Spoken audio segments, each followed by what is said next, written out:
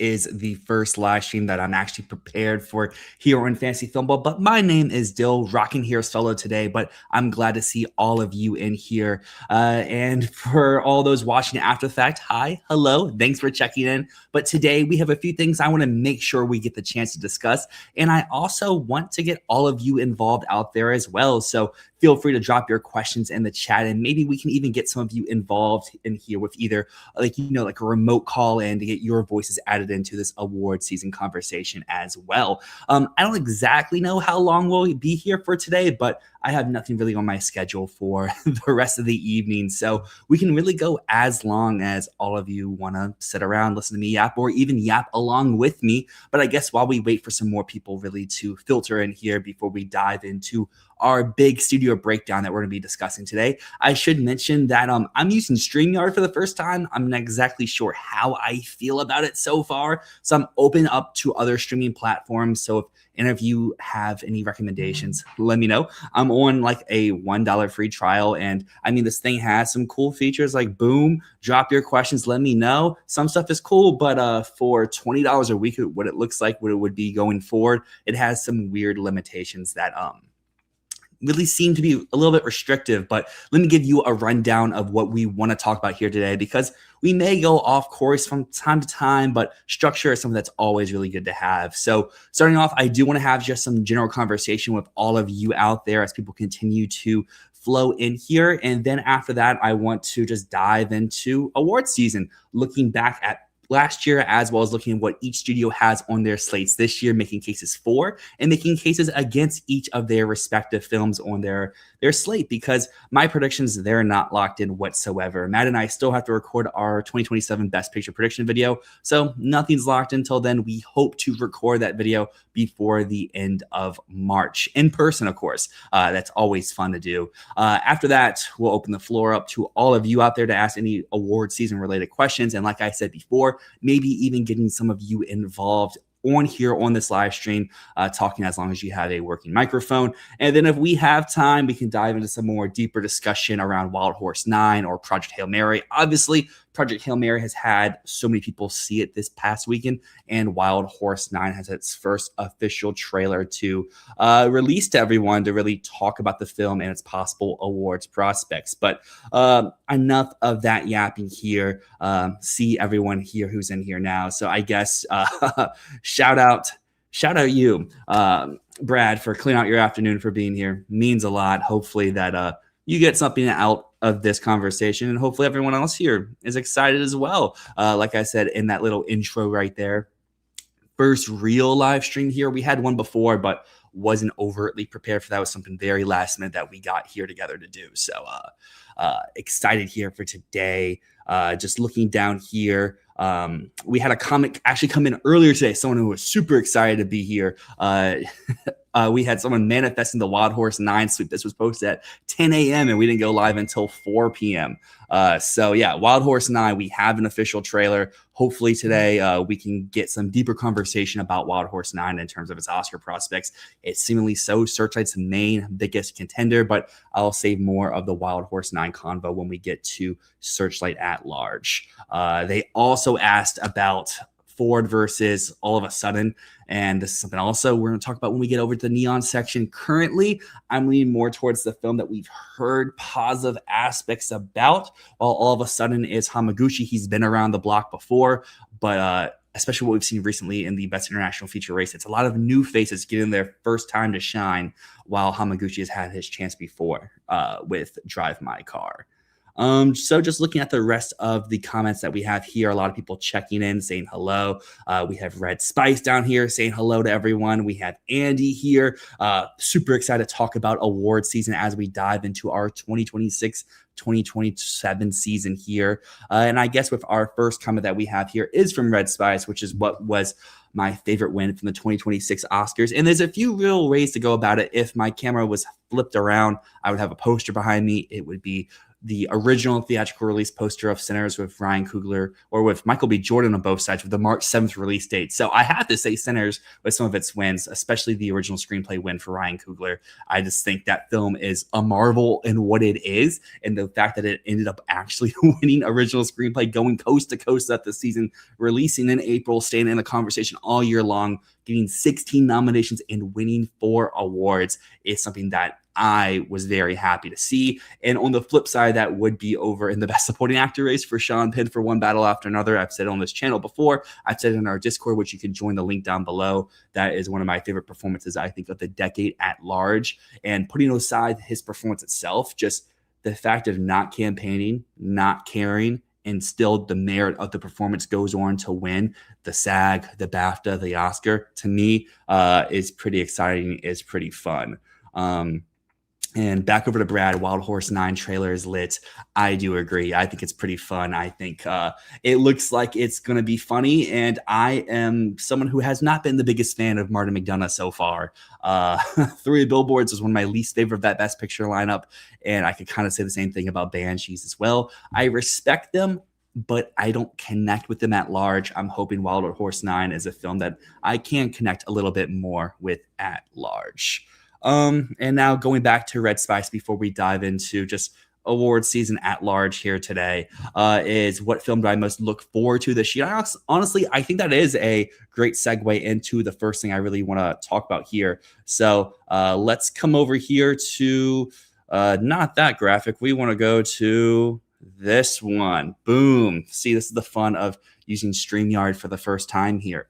We're looking at the awards expert top 12 here, and just looking at what films people are expecting to be in the award season at large coming up here. I made this graphic a few days ago, so maybe some things here or there might be a little out of date. Below me, you can see just the running order of the top 10, and I have a second one for 11 through 20 in the Best Picture race, according over to awards experts. So I guess let's just talk at number 1. Most people have The Odyssey as the future Best Picture winner here in the Oscar race. And my big thing, and I'll say this numerous times throughout our episode here, this live stream here today, is no individual film feels like the next Best Picture winner to me. I think so many films have giant marks against it, while not many films have giant positives in their favor for why they should, or why they are expected, or why we should project them to be our next Best Picture winner. But just talking about films at large for next season, I would say the one I am most excited for is, oddly enough, on this list, I guess, is Dune Part 3. I mean, I am a Dune head. I have the popcorn bucket right over here. I should have brought it down here for the conversation, but that trailer the other day looked amazing. I'm super excited to see how Denis finishes up the series.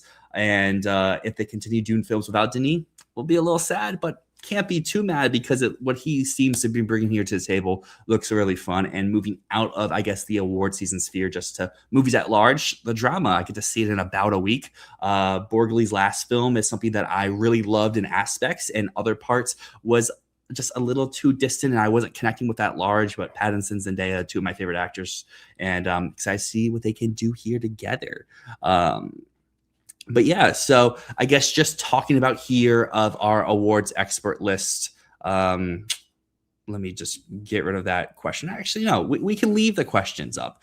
Yeah, everyone, we'll leave this question thing up as we talk over this list here. So yeah, Odyssey, it's number 1 currently on awards expert. You go over to some of the betting sites as well. It is the odds-on favorite. I mean, it's Christopher Nolan. He just won for Oppenheimer, swept the Oscars, swept awards season, and honestly might be the strongest Best Picture winner of at least my lifetime here as a 26-year-old. I don't think I've ever seen in my time of watching awards, or even going retroactively looking at other awards seasons, a film more stronger than Oppenheimer. Now, can he do it again? And with his very next film, I'm a little bit more hesitant with that.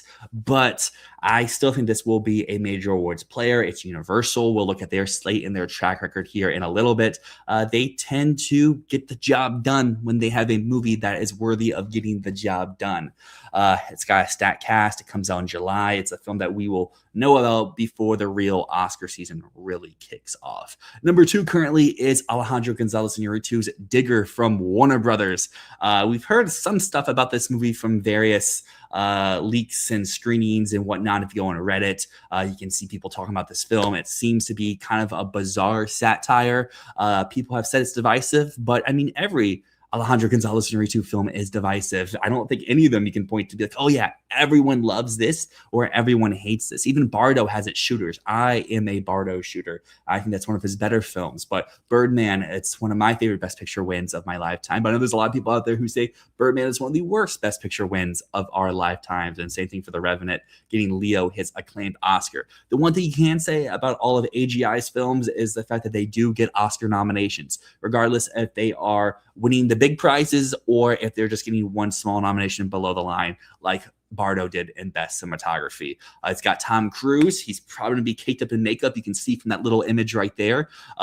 Looks a little unrecognizable. We haven't seen his face yet, but the reports say that you might not even recognize that's Tom Cruise without having prior knowledge that it's Tom Cruise. That comes out in the fall. I guess the real question will be is, does Warner follow in the footsteps of One Battle, evading all the festivals, or does Warner return to where they had done films in the past, like Dune, like the original Joker, going to Venice, showing like, hey, this isn't a real award season contender. Take it serious. Let's get the buzz behind this movie. We'll have to see. I think they're a little scared after how Folie à Deux completely flopped. And last year showed with One Battle, they don't need the fest if the movie is just that good. I see we have some more comments, so let's come back over to these before we keep going down this awards expert top 12. So the next one that we have here is from Andy being skeptical about Michael. We can just jump down to Michael, honestly. It's currently number 10 on awards expert. And this is one I think will be a hot button conversation topic throughout award season, whether it dies here in about a month or it continues throughout the year, is how real is Michael? And if it is real, how high can it go? And if it's not a Best Picture thing, what categories can it survive in? I haven't done my official predictions yet, but I currently would probably have Michael in my top 10. I would probably have it winning 2 or 3 Oscars at this point because, I mean, music biopics, when they hit, they hit. Yes, Elvis and A Complete Unknown did not get the wins. Maybe Michael will follow in that suit and get 9, 10, 11 nominations and no wins to its name. But I would say, unlike those movies, this film is going to be bigger with general audiences. It's going to be a worldwide sensation. I think it's not crazy to say this will do more money than something like Bohemian Rhapsody. This will be the all-time highest grossing musician biopic of all time. And I think it has avenues to show up in the craft categories. I mean, you can just look from the trailer and see you got makeup and hairstyling, you have production design, you have costumes, you have sound, you have editing, you potentially even have something like cinematography for as sleek as they're doing these concert set pieces. And then you go above the line, you have Coleman Domingo in supporting actor, Jafar Jackson in lead actor.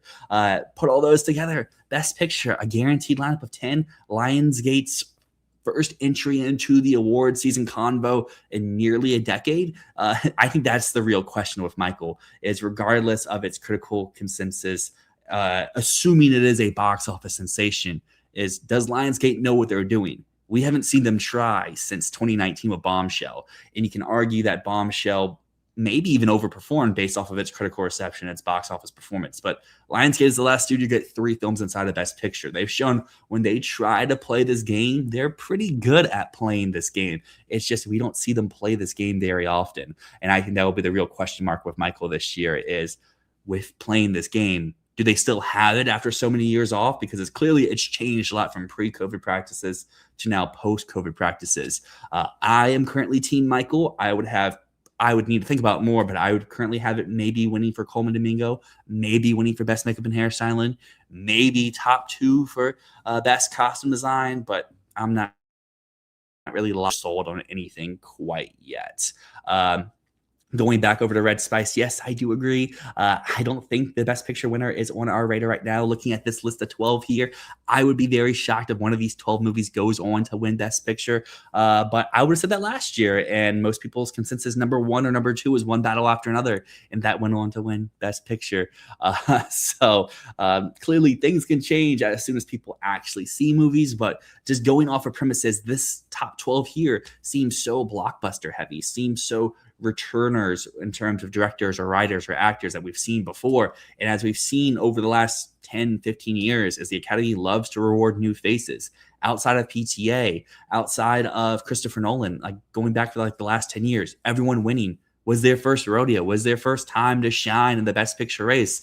And I mean, looking here at this list, the top 4 have all been the Best Picture race. 5, 6 haven't, but then below that, everyone else has kind of been in the conversation before. Brad talking here about Michael. Like I said, I made the Bo Rap comparison as well. I just think that, yes, that was a long time ago, but Michael seemingly so could be bigger than Bohemian Rhapsody. And I get Bohemian Rhapsody released in November. This is releasing in April. But we've seen time and time again, especially years of late, those Q1, Q2 movies coming out in the year, if they have the passion, whether it's from the critics or whether it's from general audiences, they can stay into the season a very, very, very long time. Come over here to Sean. Fun fact, 9 filmmakers who have directed Best Picture winners have movies releasing this year. That's exactly what I was just talking about here, especially looking at this top 12 right here. You have a lot of people who've just been nominated for Best Picture, that if we would extend this top list from awards experts like the top 30 or top 40, you would have, like what Sean's talking about here, so many former Best Picture winners in the conversation this year.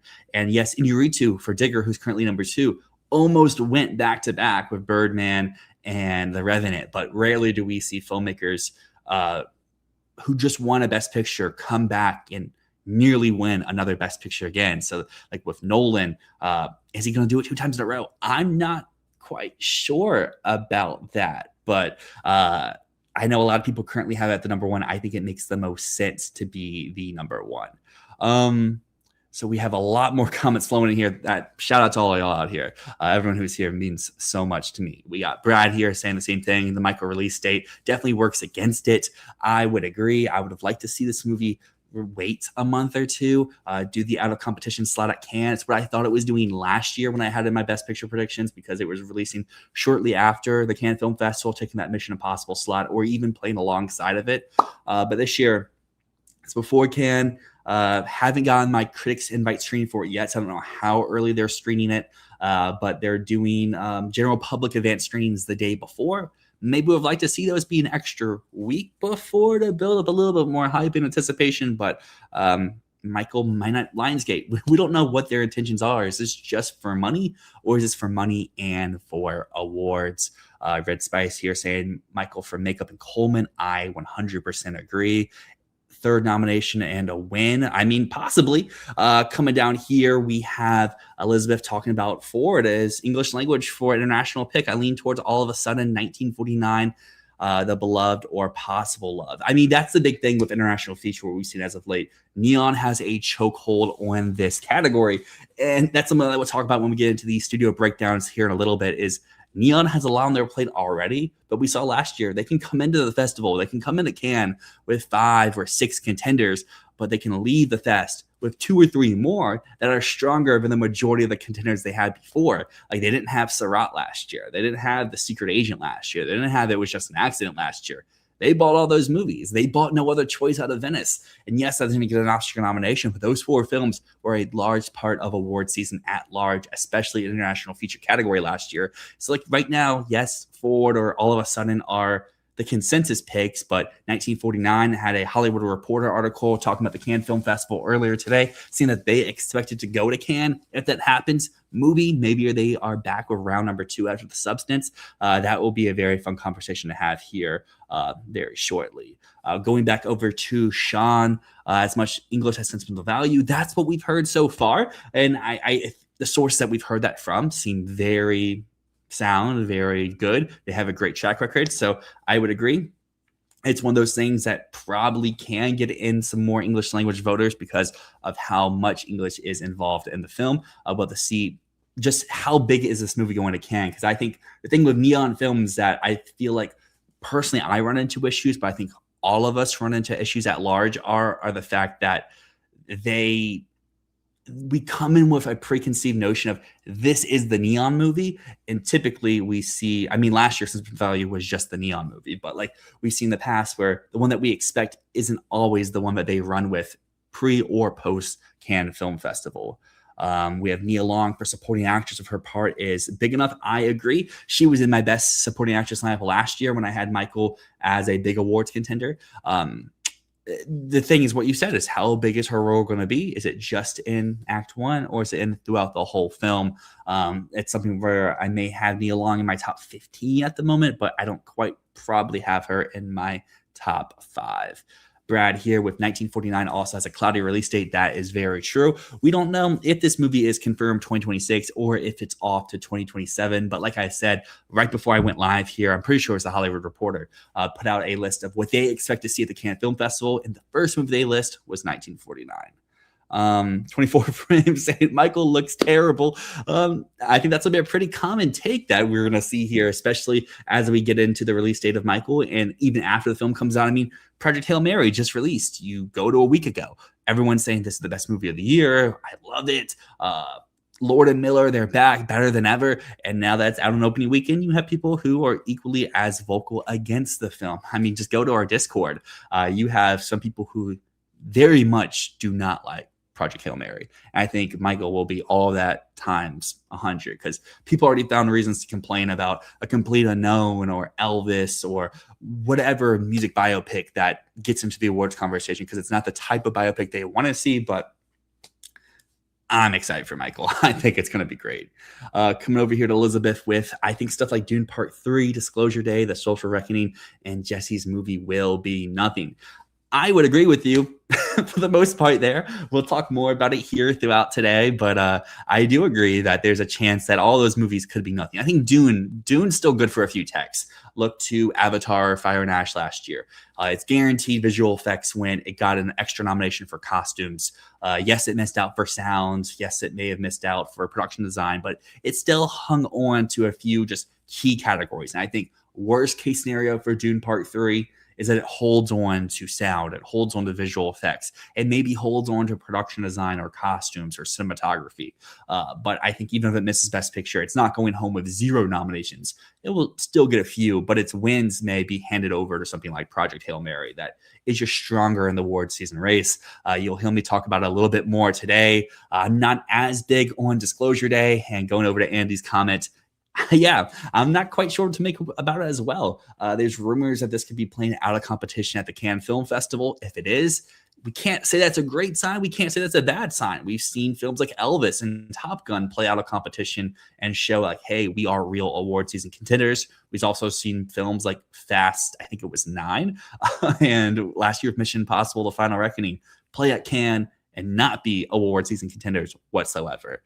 Brad here is continuing this Disclosure Day conversation is fake news.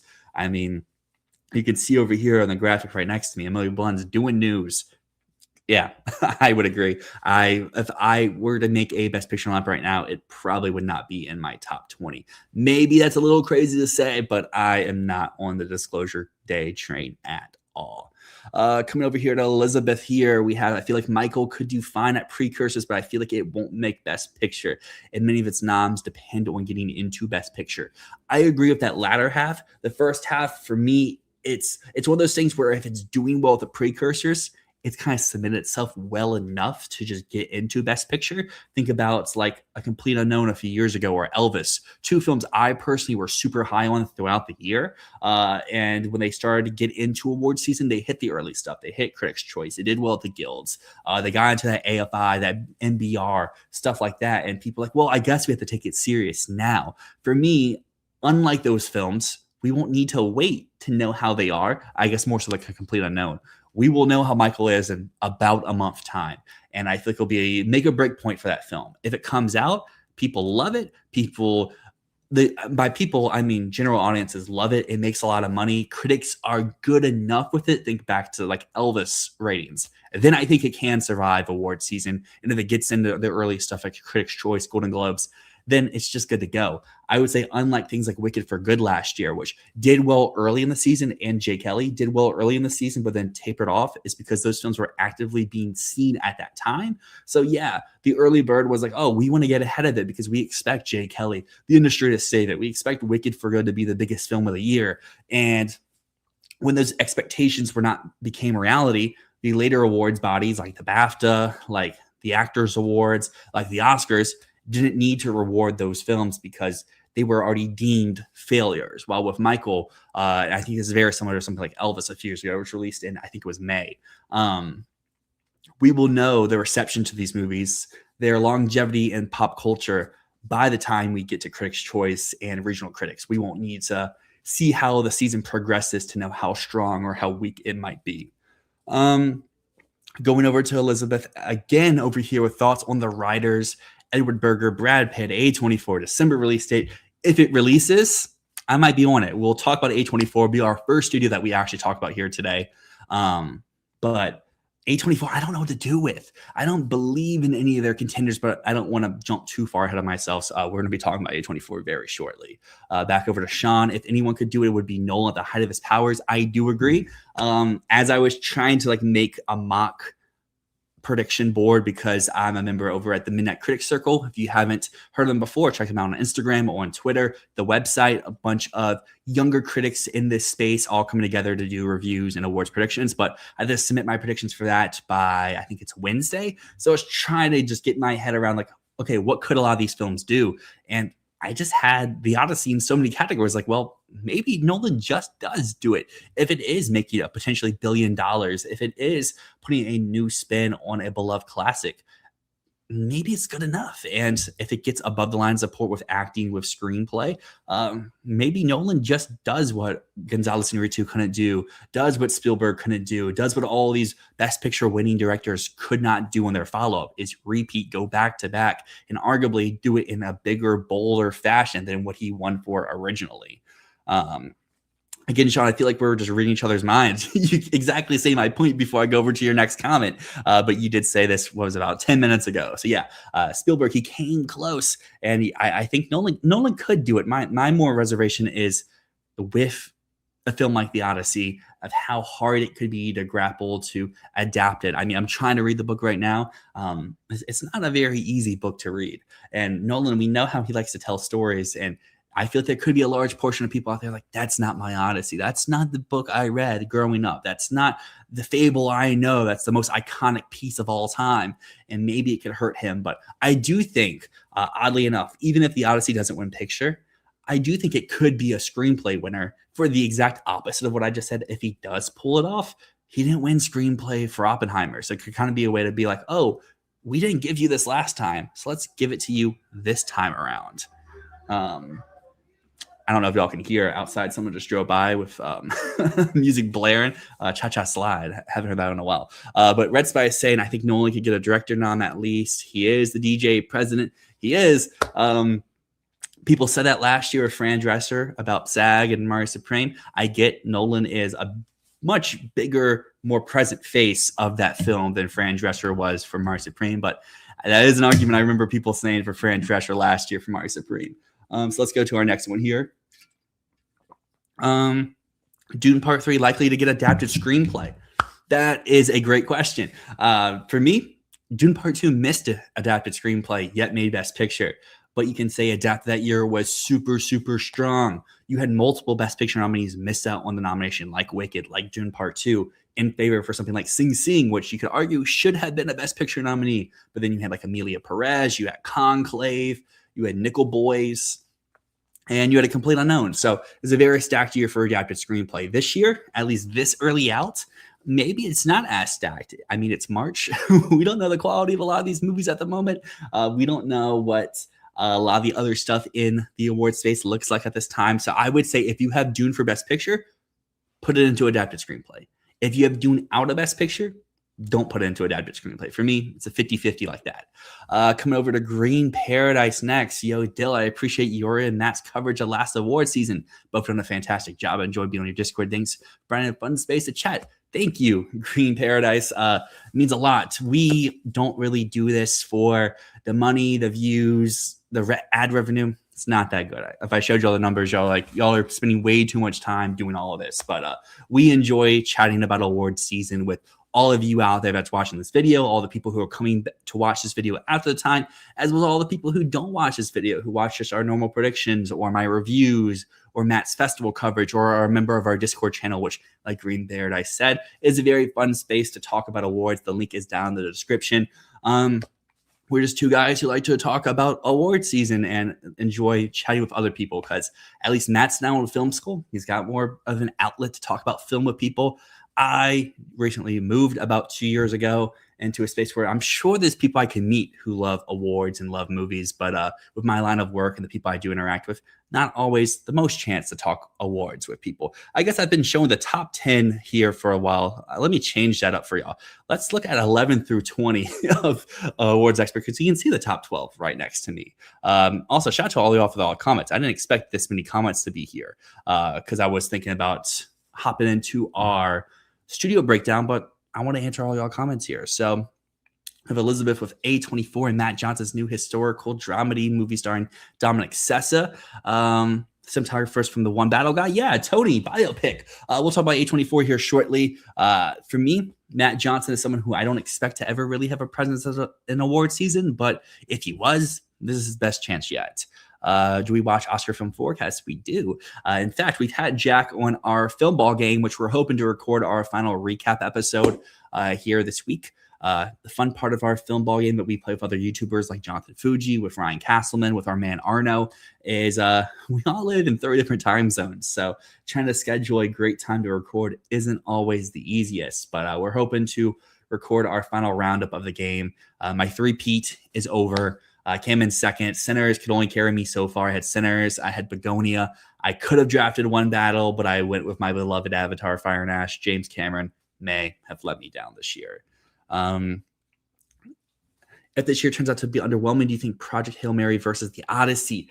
I love Project Hail Mary. Rocky's my guy. I just don't see a world where Project Hail Mary is a top 3 film at the end of the day. I think that Project Hail Mary is a great movie. I think the populist blockbuster crowd is going to love it.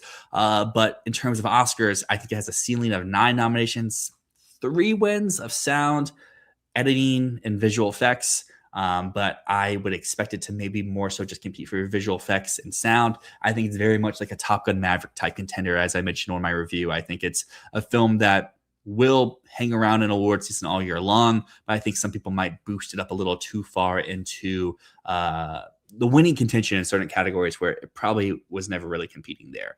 I will come back to the rest of these comments here shortly, but I feel like it's time to now hop into some of the studio tier lists that we have going on here. So let's come over to A24 up here first. And this is where we're going to get to, I think, the most fun studio to really talk about this season in terms of really what to do. Because looking here, none of these movies really jump out to me about which one I should be saying, hey, this is what the A24 slot should be. If you look at the bottom here, 2025, Mario Supreme, 2024, The Brutalist, 2023, they got 2 Best Picture nominees of Past Lives and The Zone of Interest.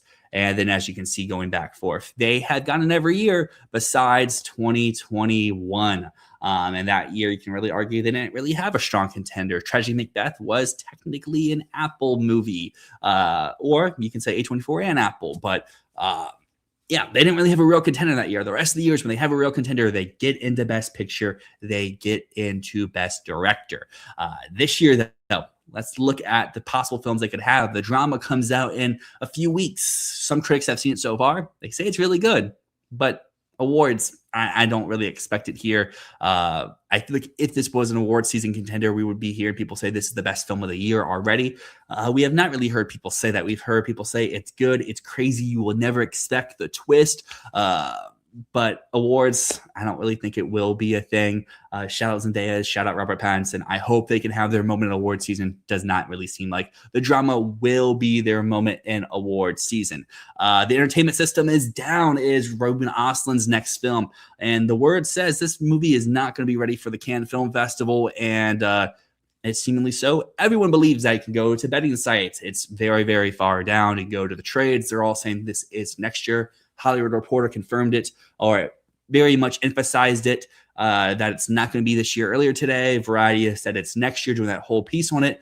But we've heard intel from people that maybe it could be ready for this year. Maybe. Yeah, I think it's going to be those last case scenarios. Think about last year. We had some films barely making the cut, like Begon's Resurrection, which it was 50-50 going all the way up until the last moment. Even Die My Love, where will this film be ready in time? Announcement day comes for the lineup. Both of those films are not there. However, by the time we get to the official final announcement drop, both of those films do appear in the festival lineup. So for me, I'm trusting the trades. I'm trusting the betting sites. They all say it's not this year, so I'm not considering it. But if it does pop up, Ruben Östlund's gone 2 for 2 at Cannes. Who says he can't pull off the three-peat here? But I will say this film does not sound as awardsy as his last few have. And I think that we saw his moment to shine last time around with Triangle of Sadness. And as I talked about in International Feature before, rarely do we really see directors break into the Best Picture when they've already had their moment to shine. And I think that even if this film does hit this year, I don't think they'll give him 3 Palms. But if they do, this point's mute. But if he doesn't win 3 Palms and he gets screenplay or he gets director or something, I don't think I will predict this for Best Picture, because I just think that Östlund's had his time. If it's not his stronger film, then I'm not really sure. I do want to point to one of the comments I just saw come in. A24 also has The Writers. They do. I'm going based off of stuff that has Entertainment System down as the one exception, but the rest of the stuff all has either confirmed release dates or confirmed stuff. I didn't see The Writers as Christmas. I know you pointed out it's Christmas before, but it is Edward Berger. I think that if Berger is in this race, you have to at least pay him some attention. I get his Netflix film from last year, Battle of a Small Player, was not an award season player whatsoever. But Berger is still Berger. He had 2 Best Picture runners up, All Quiet and Conclave. He's someone that you still need to point your eyes to, your ears to, and take the film serious. It's one that probably should be on my list right here. But when I was putting this all together earlier in the week, I didn't see anything strongly pointing to it was coming this year, but maybe it could still come this year. That moves us over to The Invite, which if I had to pick one right now, The Invite seems to give me the strongest implications of this is their current main push. Sundance is a festival that doesn't need to give us an awards player, but we've seen over the last few years is when they do give us awards players, they're usually not that loud spoken. Past lives with the exception, but with something like Train Dreams last year, that wasn't the talk of the town at Sundance. People weren't making their festival recap videos being like, this is the movie that you need to keep an eye on. They're talking about Sorry Baby. And what does Train Dreams do? It plays the slow game. It stays in throughout the rest of the year. It hits those fall fests, and it gets in the Best Picture. The thing with The Invite, though, is she wants the summer release. It's not doing the fall fest. And that, I think, is what makes me not want to jump for The Invite. It got the positive reception from both critics and audiences out of the festival. It's called career best work for her. The cast apparently is all firing on the best cylinders that they have in their career, and the screenplay is witty. Like, it has all the marks for what should be like a 9-10 slot Best Picture original screenplay, or I think it's adapted screenplay actually, and picture. That's all it needs. Maybe an actor comes along, but they're coming on the summer. They're not hitting up TIFF. They're not hitting up Telluride, New York, or whatever. So The Invite's one for me. Like, I want to jump for, but I don't want to jump for. And that brings us to going back to the comments. Next one in line. No One Cares. This is one I don't know what to do whatsoever about, because I've been planting my flag in our Discord community about this film in terms of, we had A Real Pain 2 years ago. A Real Pain is a film that swept supporting actor. It is a film that won the BAFTA for original screenplay. It was a film that hit multiple precursors, Best Picture lineup. You can make a case it was number 11 in Best Picture. With all of that, with a Culkin sweep, with a BAFTA win, with Golden Globes, NBR, AFI, whatever it was, Best Picture nominations, Critics' Choice, it missed Best Picture. Why did it miss Best Picture? And if that had all of that going in its favor and it missed Best Picture, why would his next film make Best Picture? I get people saying, look, oh, he was close, but this time it's going to be for real. But for me, it just goes back to like the fact that if everything was going right for Eisenberg last time, why would this time be better? For me, it more so points to like, that was his opportunity to break through. He didn't break through. So you might have to wait until a film gets career best raves. Maybe No One Cares gets his career best raves, but at least from the premise, from what we've seen online, this just seems too small scale. I think there was a article about filming saying Julianne Moore plays a woman who wants to do theater, who hadn't done theater before in her life, and wants to showcase that she can sing. I don't know. To me, that doesn't showcase Best Picture player. It showcases maybe a Julianne Moore type play, but not much else. And like Brad says here, I don't know about No One Cares. That's kind of how I feel as well. Coming over here to Green Paradise, they may look to acquire their main push out of Venice or Cannes like they did for the Brutalist. I completely agree. I think that is what we will see from A24 this year. The Invite is what I'm currently putting at my top pedestal of A24 priorities, just because we have seen they are listening. They bought the film after its praise and its reception at Sundance. They put the film where the filmmaker wants it to release, and seemingly so, they're going to give it their awards campaign. But if something that Cannes strikes gold and they're like, let's buy this, if something at Venice comes out of nowhere like The Brutalist, let's buy this, then yeah, I might flip over to that film. I did see a comment here that I want to go down to as I talk about the thing. What is Primetime? The Pattinson. Yes, this is going to be a completely biased perception, but Primetime, to whoever asked that question before, sounds like one of my most anticipated movies of the year. It's not exactly about Chris Hansen and the Catch a Predator stuff, but as a high schooler, as an early college kid, I say that like it wasn't 5 years ago. This is something that my friends and I were probably a little bit too obsessed with, watching all the videos and seeing how insane some people are and how crazy some people are and how much of a entertainer, you could even say, Chris Hansen was. And it seems like it's more of a spoof satire, but also dramatic version of that, with Robert Pattinson playing a Hansen type guy. To me, that sounds amazing. That sounds awesome. But does that sound like an awards play? Maybe not. But if it gets the reception, if this goes to Venice, if this goes to TIFF, maybe places for PCA, if it goes to Telluride and tops the poll, give me Primetime, Pattinson, director, screenplay, picture. But is that going to happen? That seems like too wishful thinking. And yes, Red Spice, Pattinson is in a lot of movies. Pattinson and Zendaya, they both have like 4 or 5 movies apiece. They're going to dominate people's Letterboxd most watched actor and actress this year. It could be To Catch a Predator as a comedy. I think it'll probably be like more towing the line of like some drama moments, but also some satire comedy moments. This is a film I haven't really heard anything about outside the premise and the people behind the film. And the last one here is Tony. And I just don't really know what to do with this movie. Matt Johnson. I have a poster up here. I got to see Nirvana, the band, the show, the movie in person with a Q&A from Matt Johnson and Jay McCarroll. Hilarious film. One that's going to be one of my favorites of the year. I saw it back in, like October. I need to rewatch it. I missed it when it was in its theatrical release, hoping it comes to Hulu here soon. But I don't know. Matt Johnson doesn't give me the vibes of a guy who's going to have a big Oscar breakout, Oscar moment. Dominic Sessa is an actor who I'm not also head over heels about. So like, I don't know. For me, this kind of seems like something people want to happen. Think back to a few years ago, something like Saturday Night that's so film Twitter or Letterboxd coded of like, this needs to happen because we love this subject matter. We love these young and up and coming actors who are attached. But the film isn't as great as it wants it to be. The target demo for the film, at least going back to like Saturday Night, was, I would say, more for the older demographic crowd. And they all went like, who are these actors? This isn't Chevy Chase. This isn't Jay Belushi. This isn't whoever, Jim Belushi. This is whoever. These aren't the people we grew up in loving. And I can see the same thing here for the Anthony Bourdain super fans. Like, Dominic Sessa isn't embodying him. So I don't know. That's A24. See the contenders here. Also, I guess scrolling back up into the comments, there was one other one here for the writers. Just want to pull it up here so you can kind of see everything in one space.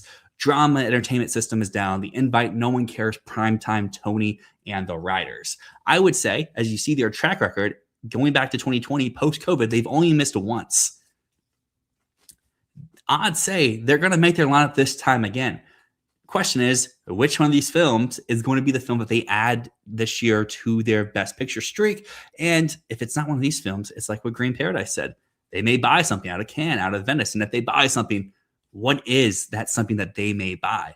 for me, like I said before, if I had to pick one to include in my best picture lineup of 10, it might be The Invite. We know that it's good. We know that it is catching on, that people who have seen it rave about it and say how much they do enjoy it. But also, it's coming out in the middle of the summer. It's got the Past Lives release date. But unlike Past Lives, it's not going to have the critics' Metacritic top of the year type scores. So for me, I don't know what to do with A24. And I know I skipped over a few other comments here. So before we move to our next studio, where is Matt? Matt is probably on set doing production today. Would love to get a live stream here in the future if we keep doing these with both myself and with Matt. But I figured, so y'all don't get any videos like how it's kind of been for the past few months with how Matt's been in film school with so much stuff on his plate. When I have free time, I figured, why don't I hop on here, give y'all at least some sort of content? And also, like I said before, I just enjoy talking awards with everyone out there. So I figured, why not hop on? Hopefully, though, we can get Matt up here in the future. Going over here to Julian Moore's chances as the veteran hurt by Sandra Hüller, like he'd been a player for the Digger and 1949. Possibly. My thing is, it's at least seems Julian Moore is going to be the lead of No One Cares. Sandra Hüller's probably not the lead of Digger and might be a lead of 1949, but there's also a question mark if it comes out this year. But you could also say that could be a negative for Sandra Hüller, going back to a few years ago when she was in both Zone of Interest and Anatomy of a Fall. She was great in both those movies. Most of the stuff went towards Anatomy of a Fall, while with Zone of Interest, she missed a lot of the places while getting some acclaim at other places. Maybe it's the same thing for Hüller again this time around. And if you are a Project Hail Mary believer, maybe her acclaim goes towards Project Hail Mary as supporting actress. My thing for No One Cares at this moment, at least based off of what we know about the film so far, I would say Julianne Moore could be a contender for like a 4 or 5 slot lead actress. Odd comparison of like Kate Hudson or Rose Byrne, where they are the heart, the soul of their film. All the conversations around that performance and that character, and maybe screenplay can come along with it. I don't know how stacked original is this year. Need to do more research, but that's what we're doing today. I'm doing my research along with all of you out there. Moonfall, I do agree. L ads, I didn't know those were on, so if I can figure out how to turn those off, I'll turn those off for you.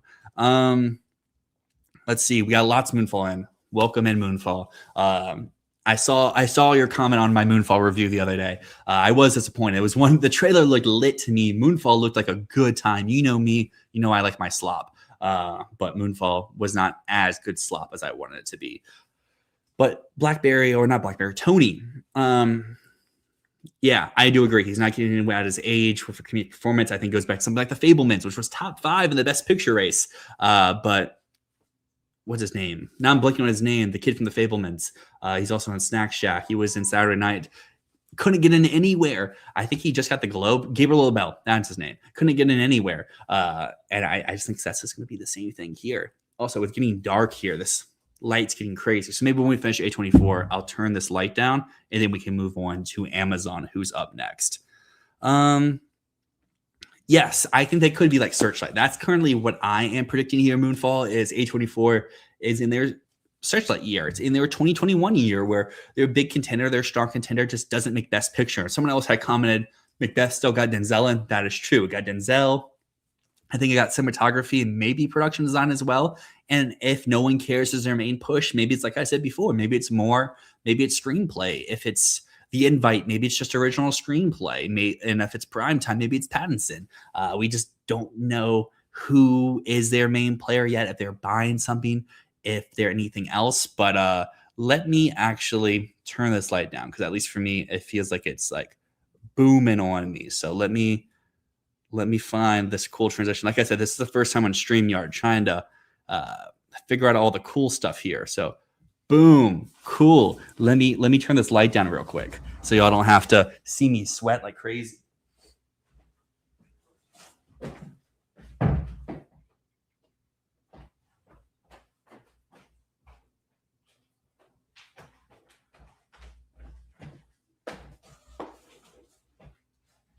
Well, that was very short. I thought that would last for the time it took me to get up and walk back, but it didn't. It didn't. All right, let's see. I'll just catch up on some comments here before we hop over to Amazon. Production design. Don't have my official list yet, but if I had to just guess off the top of my head, I think production design will be a stacked category this year. So let's say Odyssey, Digger, Dune, Michael, Narnia, those 5, Project Hail Mary, Werewolf, In the Realm. Need to make official predictions here. They'll be out very soon. Just like Zendaya and Patsy, Anne Hathaway's in a bunch of movies: Odyssey, Devil Wears Prada, Mother Mary, Verity, End of Oak Street. That is true. Those 3 Letterboxd top of the year lists at the end of the season. They're going to dominate everyone's list. Plus all the fact of for Zendaya, everyone going back to watch all the Spider-Man movies with Anne Hathaway. I'm sure there's going to be a lot of people watching Devil Wears Prada, the original one, do a little double feature. I know myself, my girlfriend in the other room, we're going to be doing that. Super excited. I already have my tickets. A-list. I love that you boosted to 4 reservations, but my 4 reservations are filled up at the moment. We have Michael, we have Mario, we have Devil Wears Prada, and I have the drama. The drama is the one I keep canceling and rebooking because the screen isn't filled, but I need something else. But I still want to have my good seats for that. If any other district had the invite, I predicted for categories. That is true. That is fair. I think A24 has shown they can pull off stuff when they really, really try. If they have the movie, the invite seems like it could be the movie, but I don't know. I just feel like screenplay and picture isn't enough for it. But do I see Olivia Wilde making director or actress? Probably not. Could maybe Penelope Cruz or Seth Rogen. Edward Norton make supporting? Maybe. I love the lives too. They've been fun. Hopefully we can keep doing them as long as people, show up, conversate. It means that they will. They will hopefully keep coming. Maybe Sunday 4 p.m. we can make this a running thing. Yo, Cineverse. Hey, man, I am a big fan of you for being here and watching. Like I said before, means a lot for me. But yeah, crazy. I've been talking for 52 minutes and we're just finishing up A24. I figured I'd be through all these studios, but that's a good thing. That means we have comments coming in. That means we have conversations going. Zendaya, Hathaway, Hooler, Pattinson will be my top 4 actors of the year. They will probably be almost all of our top 4 actors of the year. Animated feature predictions before I go over to Amazon, that I'm caught up with most of these comments. I kind of want to say Hoppers for the win. I feel like general audiences, myself included, are eating this movie up. I don't really buy Wildwood as a animated feature winner. I just don't think Leica's got that juice in them like that. Hex from Disney comes out, but I would say Hoppers will be let's say the domestic champion of the year. Think of like how K-pop was that in the past, Wild Robot was that in the past, Spider-Verse was that in the past, but then we're going to have an international contender as well. The question is, what is that going to be? I think we'll find out at Cannes, but we don't know exactly what the international contender is because like Flow came out at Cannes last year.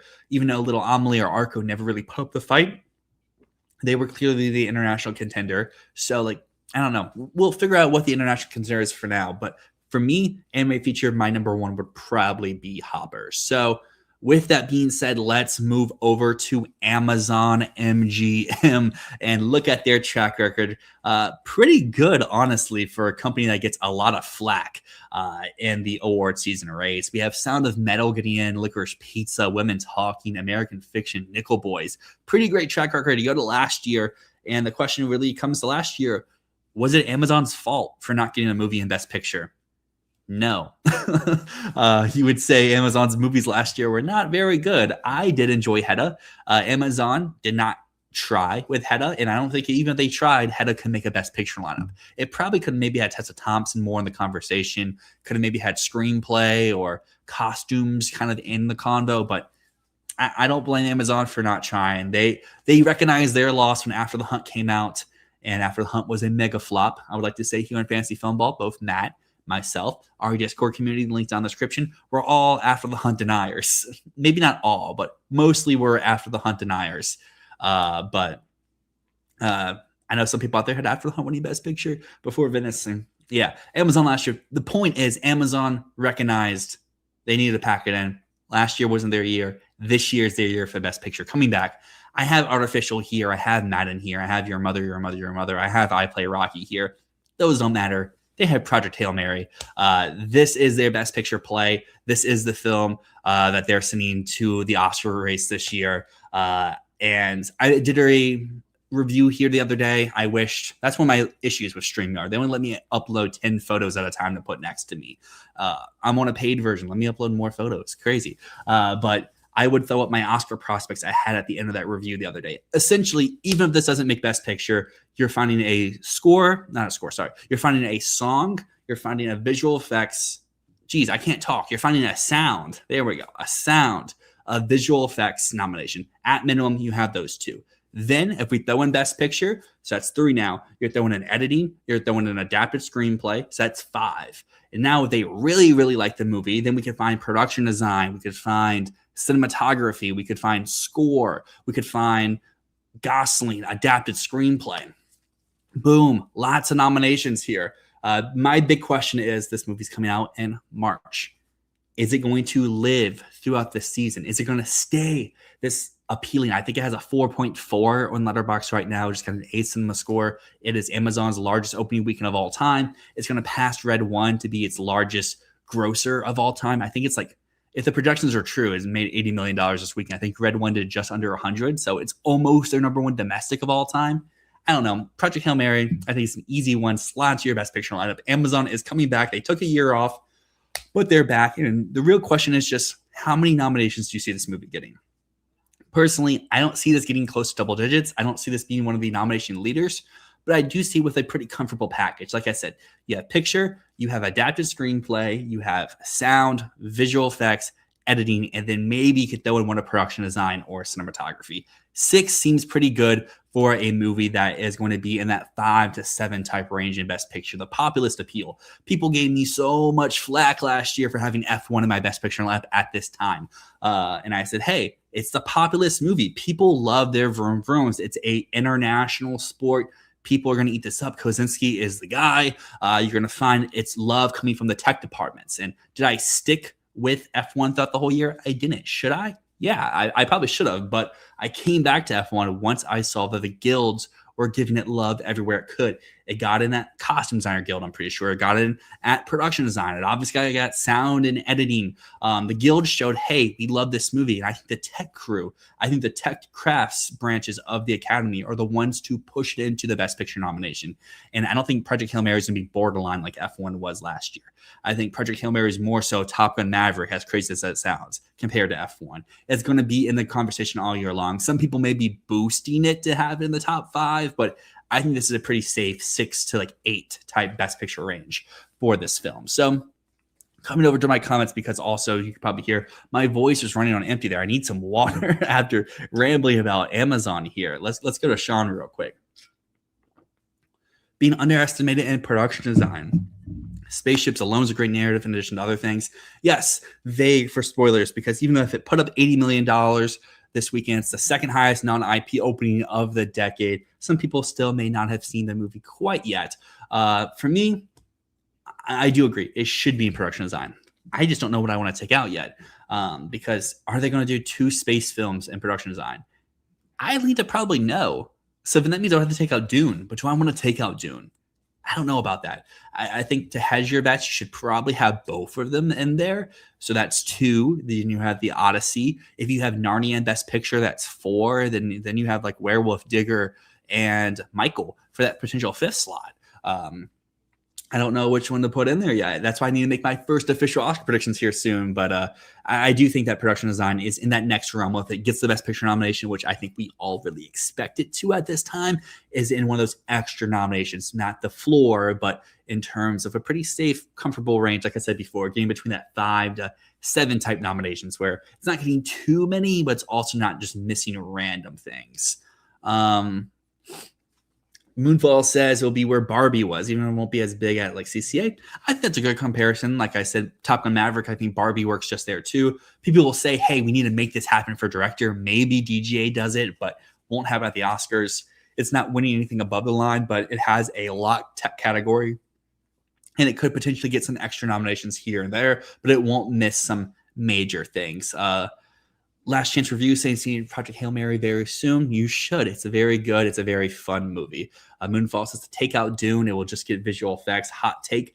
I think at its lowest, it still probably gets sound as well. But I would have said that for Avatar last year, and Avatar missed sound. So maybe you're onto something that is just visual effects. Regardless, though, I think we're on agreement. Amazon, if you're going to pick a movie from Amazon, they have a pretty great track record since COVID, only missing once. Project Hail Mary is the film to do it this time around. Now let's move over to Focus Features. Studios like this, I really appreciate where I can throw in little photos instead of just listing more movies that no one really cares about. Because here, I think it's pretty clear what Focus Features' main film is going to be this year. About a week or so ago, they delayed Sense and Sensibility from its pre-festival release date to be after the fest. It can go to TIFF. It can go to Telluride. It can go to New York. Boom, Focus. It's in the prime release date. That makes sense to me. I don't want to make the same mistake again because they did that with Conclave. And I was like, oh, no, they had the Robert Eggers movie at Christmas. It's going to be a tech giant. It's going to get 5 techs and then boom, adapted screenplay, best picture. And Nosferatu got the techs. The only one it missed I was predicting from this far out was score, but it didn't get adapted screenplay. It didn't get best picture. It couldn't even make PGA picture. And I still think that had Focus sent Nosferatu to Venice, had they sent it to maybe Telluride or something, people would take it serious, but they didn't.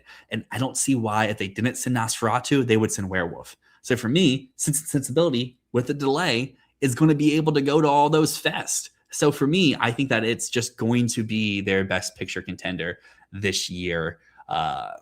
Maybe you have The Uprising if you're a Paul Greengrass head. I am not a Paul Greengrass head, so I do not think that that will be their contender this year. And it's kind of funny. Focus Feature is going to be our shortest category to talk about because they always get one film. Last year they got 2. There was a huge conversation saying Focus only gets 1. They only get 1. But if you go far, far, far back, they did get 2 once before when they had 2 real films. They got in Phantom Thread and they got in The Darkest Hour, both in the same year. And I think that showed last year. Focus are the kings at just getting their nominations. And I think that this year, whatever, like what Moonfall just said in the comments, let me bring that one up to the screen. Whatever goes to Telluride for Focus is going to be their best picture nominee. And at least to me, after that delay, Sense and Sensibility is primed for the Fall Fest now. And I think that's what they're going to send to Telluride. That's what they're going to send to TIFF. It's what they are going to send to the Fall Fest for the regional festivals. And it's going to be their best picture play. It could be an actress play. It could be a screenplay play. It could get some acting stuff. It's a book I haven't read before. So I need to do some research here to figure out what could be the potential extra acting nominations here. But we have on the flip side here, Ava saying that they think Focus can miss like Searchlight if they don't pick up anything at the fest. That's a possibility as well. Maybe they don't. Maybe Werewolf isn't the juice. Sense and Sensibility isn't the sauce. The Uprising is just another Paul Greengrass movie that is not an awards play whatsoever. But for me, they delayed the movie to be in their prime window. If they weren't confident in it, I don't think they would have delayed it. I think if anything, they may have moved it up like what Searchlight did for the Roses last year. They moved it into August and said, this is not an awards play. We're moving it up here to show we're not taking this serious. But I just think Sense and Sensibility is that film. You go on Awards Expert right now. If Awards Expert had like betting stuff like Gold Derby used to be, that is a value pick. It's in like the 40s. I don't understand why it's so low over on Gold Derby. I just think throw this in a screenplay, throw it in an actress, throw it into a supporting category, give it a tech or 2. Boom, you have a package of like 5, 6 nominations, just like Project Hail Mary. That's good enough for Best Picture. Shout Moonfall. Anemone, one of the worst movies I saw last year. Really contemplated, why am I at this press screening? When Daniel Day-Lewis does the monologue about poop and defecation, that's when you knew you were in for a good time. But with that being said, let's move into a studio that everyone loves to talk about is Neon. Look at their track record. They have 2 misses, but since their 2 misses came after their Best Picture win, they have yet to miss. Always getting a film in. What you will notice with all these films is they went to the Cannes Film Festival and they either won the Palm all these films won the Palm. Or in The Secret Agent's defense, it won 2 prizes at Cannes. So I would say, look at these movies. Which ones are going to Cannes? Which one can win the Palm? Pick that one. Most people would say it's Ford. Some people will say it's All of a Sudden. Some people could say they could buy something. I think that Parallel Tales is something that seems to be going to the Cannes Film Festival that's ripe for someone to pick it up. Is it Neon? Is it A24? Is it Sony Pictures Classic? I don't know. That's a film I do believe in. I think it has such a striking premise. It has social, what's the word I'm looking for? Like social connectivity to what's going on in the world right now, and a stacked cast from a director who hasn't had his time to shine in the Best Picture race, but has had his time to shine in the international feature race of Oscar Ferrari. Boom. I just need to know who picks that film up. And on the flip side, it is, I guess, a little bit of an anthology, so maybe it's completely fake in that sense. But looking here at our list of Neon movies, yes, maybe Secret Agent was going to win the Palm until Binoche said no, but maybe you can make the case that it was going to be Sentimental Value until Binoche said no, or Surratt. I think Surratt would have been such a cool Palm win. Surratt would have really tested the cases of, does Palm mean Best Picture, yes or no? Because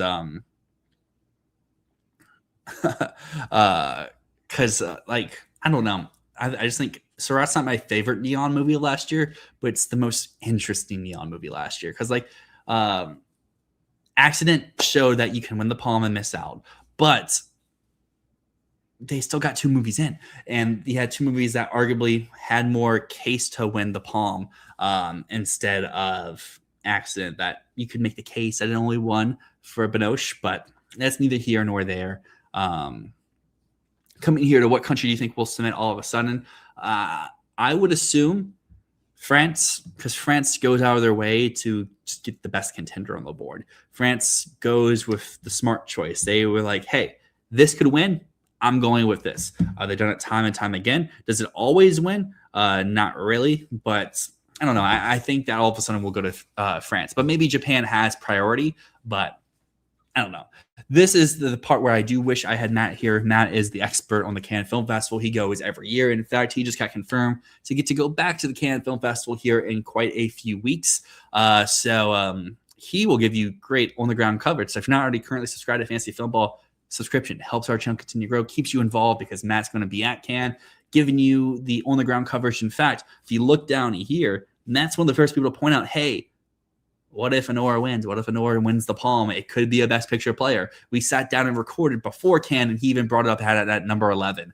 And last year, maybe Matt took some L's with saying Accident would never be an Oscar player. Secret Agent would never be a Best Picture thing. They both were Oscar players, but you win some, you lose some. I don't really have a chance to speak because I don't get to see these movies super far in advance. I get to see them whenever they hit their festival presence here in the States. So for me, I think one of these top 2 make the most sense for who you would propel to be the possible Neon contender this year. Or if you want to go in a different direction, I think Parallel Tales, if it gets picked up by Neon, could be their Palm winner, could be their big awards juggernaut. You could have it for picture, director, screenplay, casting, editing, maybe even score, and maybe even some supporting players. The thing with Parallel Tales is no one really knows much about that movie, but it's one of those things that I just have a hunch. I just feel good about a film like that. I love boosters for a picture. Cineverse asks, Eileen, no. South by Southwest is a place that's known to overhype movies, and I don't feel like their hype for boosters was that high. It felt like they were saying it's good, but I don't feel like they gave enough to make me feel like it. But I'm really excited because I get to see this movie in like a few weeks. Hold on. Let me look at my other tab here. I get to go, what was this, 5, 6, 7, 8, 9. April 9th, I get to see it. Boots Riley's doing a Q&A here in Philadelphia, and I got tickets before they sold out. So super excited for that. Boots Riley, that's the guy. Sorry to Bother You is one of my favorite movies I've seen in general. It's so crazy. It's so insane. You never know where it's going while you're watching it. But I Love Boosters is something I'm super excited for, even if I don't think it's an awards player whatsoever. Surratt. Yeah, that's all that matters. Surratt. Best festival experience I've ever had in my life. I saw the Virginia Film Festival this past year. I was probably the only person in that theater that was under the age of like 40 or 50. I had 2 old ladies sitting behind me saying, like, where is this set? Is this in Arabia or something? And I was like, guys, shut up. We're trying to watch Surratt. And when, again, to avoid spoilers, when incident happens, silence. When incident 2 happens, screams, peril, distraught. When incident 3 happens, The theater was electric. Really great theatrical experience.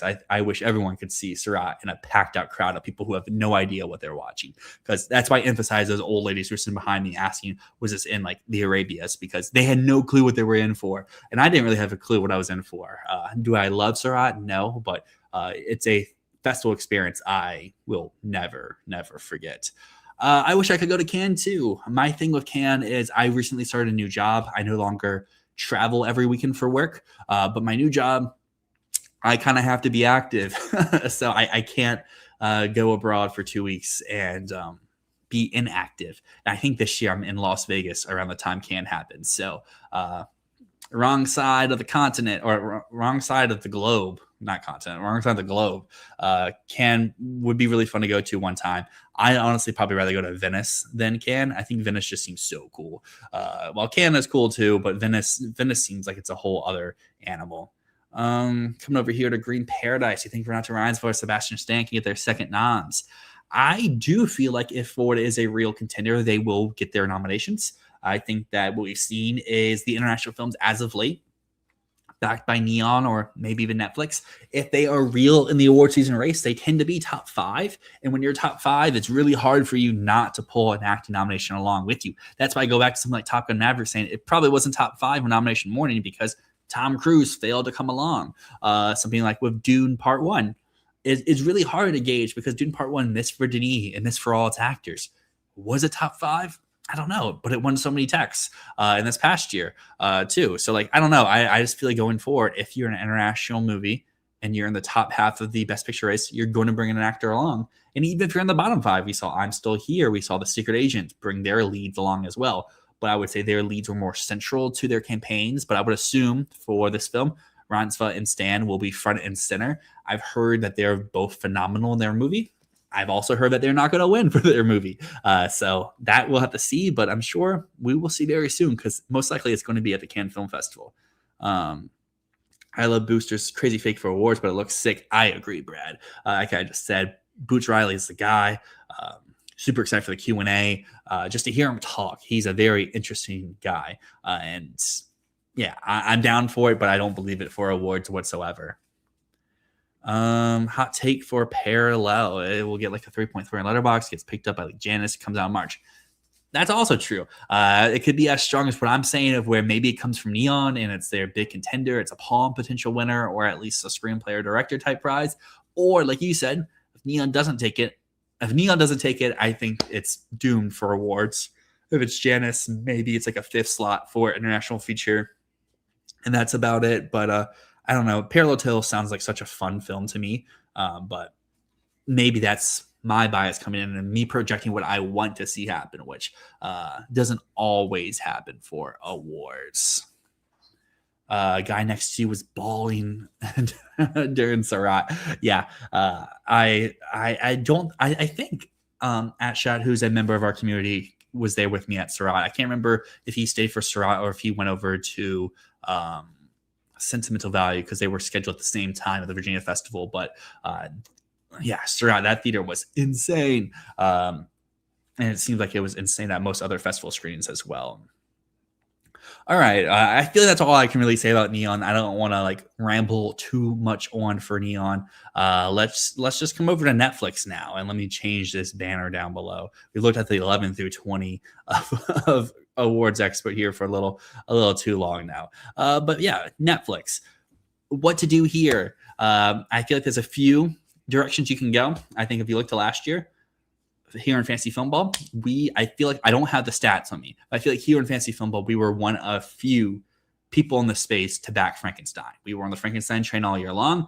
I think it was my number 3 in the Best Picture predictions that we put out originally, and Matt, it was inside his top 5 or something like that. Did it end up that high? No. But what it did do, it won 3 Oscars. It was arguably number 6 in Best Picture, arguably number 6 in Best Director, and it got almost every other nomination it was on the table for, with the exception of maybe visual effects. Netflix showed that if they have the movie, they are going to get the nominations. Go to Amelia Perez, go to Maestro, go to All Quiet, go to Power of the Dog, go to whatever. They get their nominations for their top dog. This year, Narnia feels like their top dog. They're giving it a theatrical release. They're releasing their prime window. It's from a previous time, multiple time nominee, and it's big IP, and it's doing it in a new and what I would assume bold way. Narnia feels like it would be Netflix's player this year. The biggest reservation with that is it's Narnia. Is it a product that people will take for real? And I don't know. It's not even the main Narnia story. It's from one of the prequel books. The cast also is a little sketchy to me. I know in our Discord community, people have talked on and on about how Gerwig always gets in multiple acting nominations from all of her films, but like, I don't know. Is Emma Mackey really turning in an Oscar-worthy performance? I don't know. I miss Ella McKay herself, but Narnia is what I have, and even if it isn't an acting player, I feel like it can get its text, it can get its production design, it can get its cinematography, it can get its makeup and costumes, maybe even sound and visual effects. Right there is just 6 before going above the line for screenplay or potential acting. It just looking at this list here, it makes the most sense to me. Adventures of Cliff Booth. If this was real, Tarantino would be directing it. He's just writing it and giving it over to David Fincher, who, say what you want about David Fincher, his connection with Netflix has not spewed over too many awards players. Mank, as you see down here, did make Best Picture, but you can argue Mank underperformed because it didn't win all the stuff it was expected to win heading into that award season. Animals, I'm not exactly sure why people were telling me to include this, but in our Discord community, I was saying, hey, who do you think are some of Netflix's big players? People were saying, do animals. So let me look at my notes. Why do I have animals written down here? I don't have any notes for animals, so it's here. Clearly, I didn't believe in it because the other movie I do want to talk about is Saturn Returns. It's a new Quaidar and Bentley collaboration. Train Dreams just got Best Picture off of Netflix's campaign. Sing Sing was arguably number 11 or number 12 in the Best Picture race. It got 2 above-the-line nominations for screenplay and for lead actor. What I've heard about Saturn Returns is apparently there might be a screening in the next week or so that people have talked about, and people are saying the films that's compared to are all like rom-droms. Does that sound like an awards player? I would say no. I don't know. Like, looking here at their other possible contenders, Narnia just feels like it's Netflix's dog this season, and it has the tech appeal just like Frankenstein. It's coming from someone that we know the Academy loves. Maybe Gerwig isn't as beloved as Guillermo del Toro. He's an Oscar winner for picture and director and animated feature. Gerwig technically hasn't won an Oscar yet, but every one of her films has gotten the Oscar nomination for Best Picture. And why should we be here saying Narnia is going to stop that streak when it could get 5 or 6 tech nominations? It could get adapted screenplay. It could get an actor or 2. Narnia just makes sense as, even if it's not a top 5 contender, as a good, to make the joke, 6-7 type contender like Maestro was that year, where it just has its guaranteed noms and it just gets them throughout the season. Does everyone love the movie? No, but it does what it needs to do. So let's go over to the comments here who are talking about Netflix's possible stuff here. We have Brad agreeing with me. Narnia is real. I do agree there. Like I said, it's got the tech appeal. It's got Gerwig behind it. It makes sense. Maybe not as big as Frankenstein, but along those lines of Frankenstein. We got someone rooting for Possible Love. I've seen a lot of people say that this could be the big surprise for Netflix this season. We have Tony G, the GOAT, the king of divisive, non-agreeable opinions, saying that Project Hail Mary was average at best. This is probably one of Tony G's least controversial takes, honestly. If you go on Twitter in the last 24 hours, people are hating on Project Hail Mary left and right. We have John here saying Cliff Booth, absolutely not. Teaser, trailer, whatever you want to call it, looks great, but I do agree, probably not awards fair. Maybe productions and costumes again, maybe screenplay, but I don't know. I feel like it will play like the Knives Out movies, where it's like a will they, won't thing all season long. Maybe it's like Glass Onion, but probably it's more like Wake Up Dead Man. Possible Love is there above the line contender, Lee Chang Dong. Yeah, I think that Netflix has shown they can do the international features in the past. All Quiet on the Western Front's a prime example. Emilia Perez is a prime example. For me, what I would need to see is maybe a performance like Amelia Perez, where with the festival it goes to, it wins big prizes, important prizes. I know All Quiet went to a fest and didn't win big, but All Quiet, I think, is an anomaly type contender. I think that what we would need to see from Possible Love is pulling an Amelia wherever it goes, where it's getting best of the fest type buzz. It's getting down the line contender, not just in screenplay or direction, but like you said, for acting and for possible text as well, just to really fit into the Netflix mold. Because if you look at all these movies, all these films are tech giants. And if they're not tech giants, they're getting mad love from all corners of the Academy. Even Don't Look Up got score, it got screenplay, it didn't get an acting, but it was in the realm to possibly get an acting nomination. Let's see here. People are overestimating Narnia. That might be me. The Academy might not see it as important, especially about Barbie box office. I think that is the negative for Narnia here is, while it makes sense for all the technical appeal for it, the drawback is the source material. This is not main Narnia that you do know. People who have read the books, Matt, who did talk about it in his early best of the year, or looking for the future of the year as potential Oscar contenders, is the source material is more of childcore. So like this could be a possible offset for it, but I still kind of hold with is Narnia is going to be the tech giant, just like Frankenstein, that just steamrolls its way in off of the love from the tech and craft branches and the love and admiration for the film's writer and director.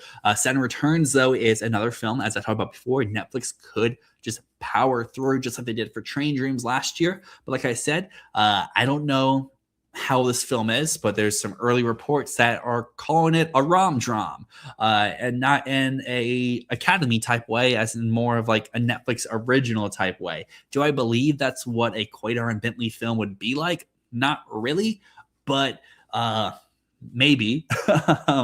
Let's come over here, because Josephine is a film I don't really have baked into any of my slides I do want to talk about. So I do want to talk about Josephine. It's a film I sadly have not had the chance to see. Sundance Online is something that I'm never really interested in, because I despise watching movies at home. I watched I Swear at home last night, and the movie was really good. I really did enjoy I Swear, but it was quite a rough experience to get through, just because there's so many distractions around you. There's your phone. There's my cat. There's the noise from the street, or the lights from the room, or the ability just to walk into the other room and lay in my bed or play video games or do whatever. So it's one I haven't seen yet. People have raved about Josephine, calling it one of the best films of the year. The Past Lives type buzz out of Sundance, as I was talking about earlier, where like Past Lives is the film that was expected to run the season. It's just like Sorry Baby, but sometimes there's films like Train Dreams that aren't the top dogs at their fest that just get on by, like what the invite could be for A24 this year. But Josephine is an interesting scenario, because it's not like no one could buy this. It was available. Why did A24 not go get it? Why did they pick the invite instead? Why did Netflix not go get it? Why did Focus not go get it? Why did all these studios that don't have a clear number one not go out of their way to get Josephine? It can't be because they were asking for too much money.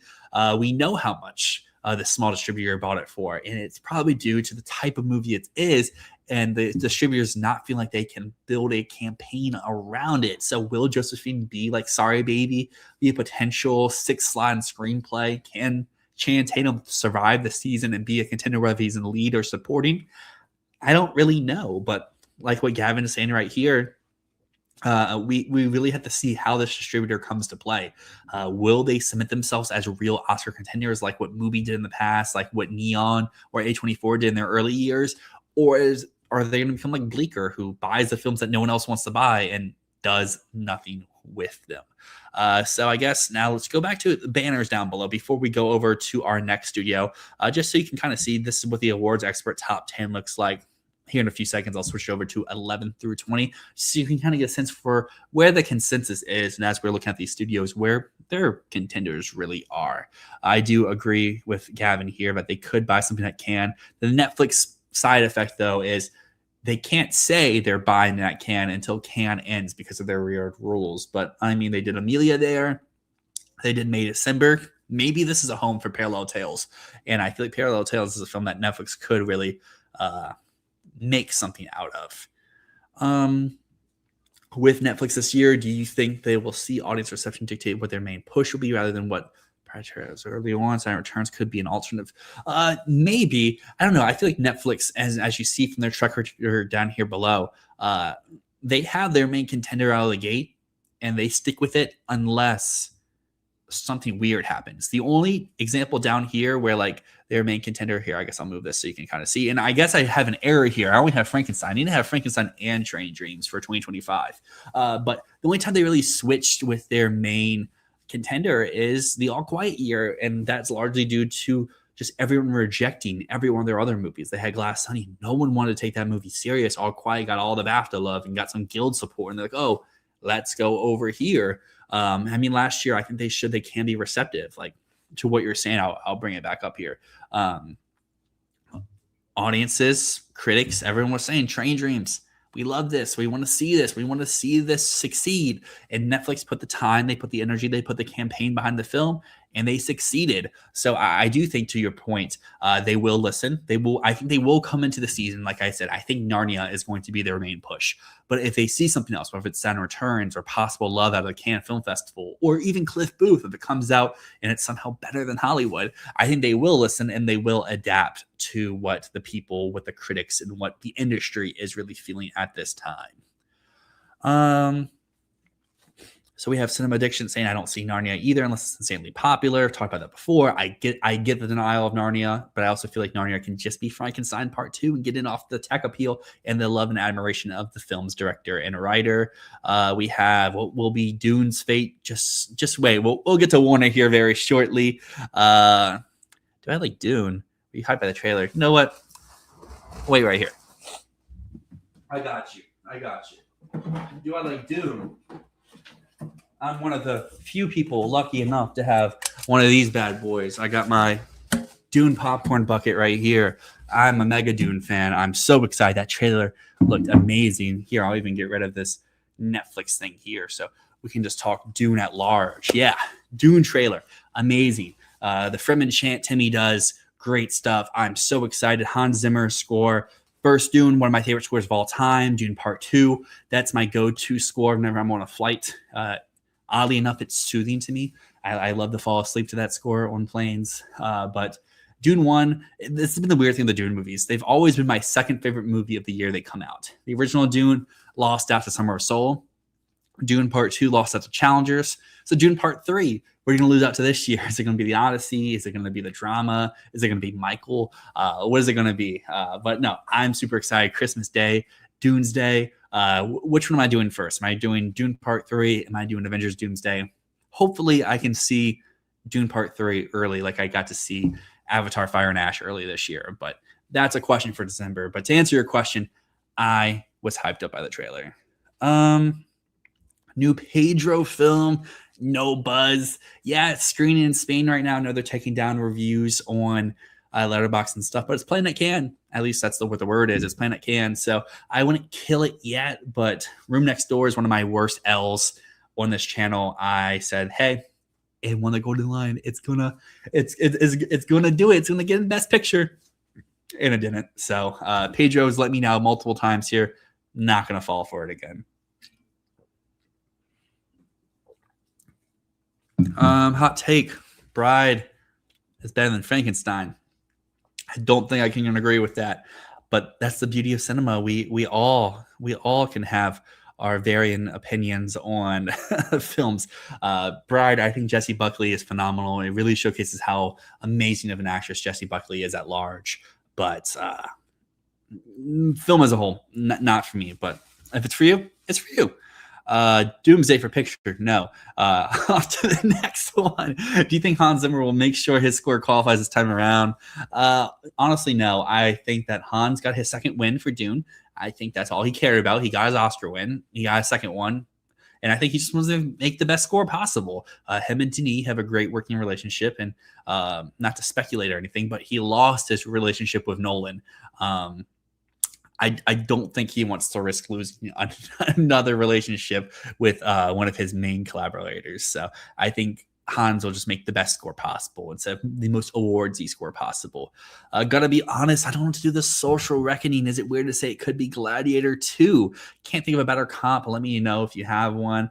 I think there's a few comps for Social Reckoning, and we'll talk about those when we get over to all other studios at the end. But since you are here, might as well just feed it in a little bit right now. I think best case for Social Reckoning is you have a Trial of Chicago 7. It's in for picture. You find one of its actors, maybe two of its actors, screenplay, and a few texts.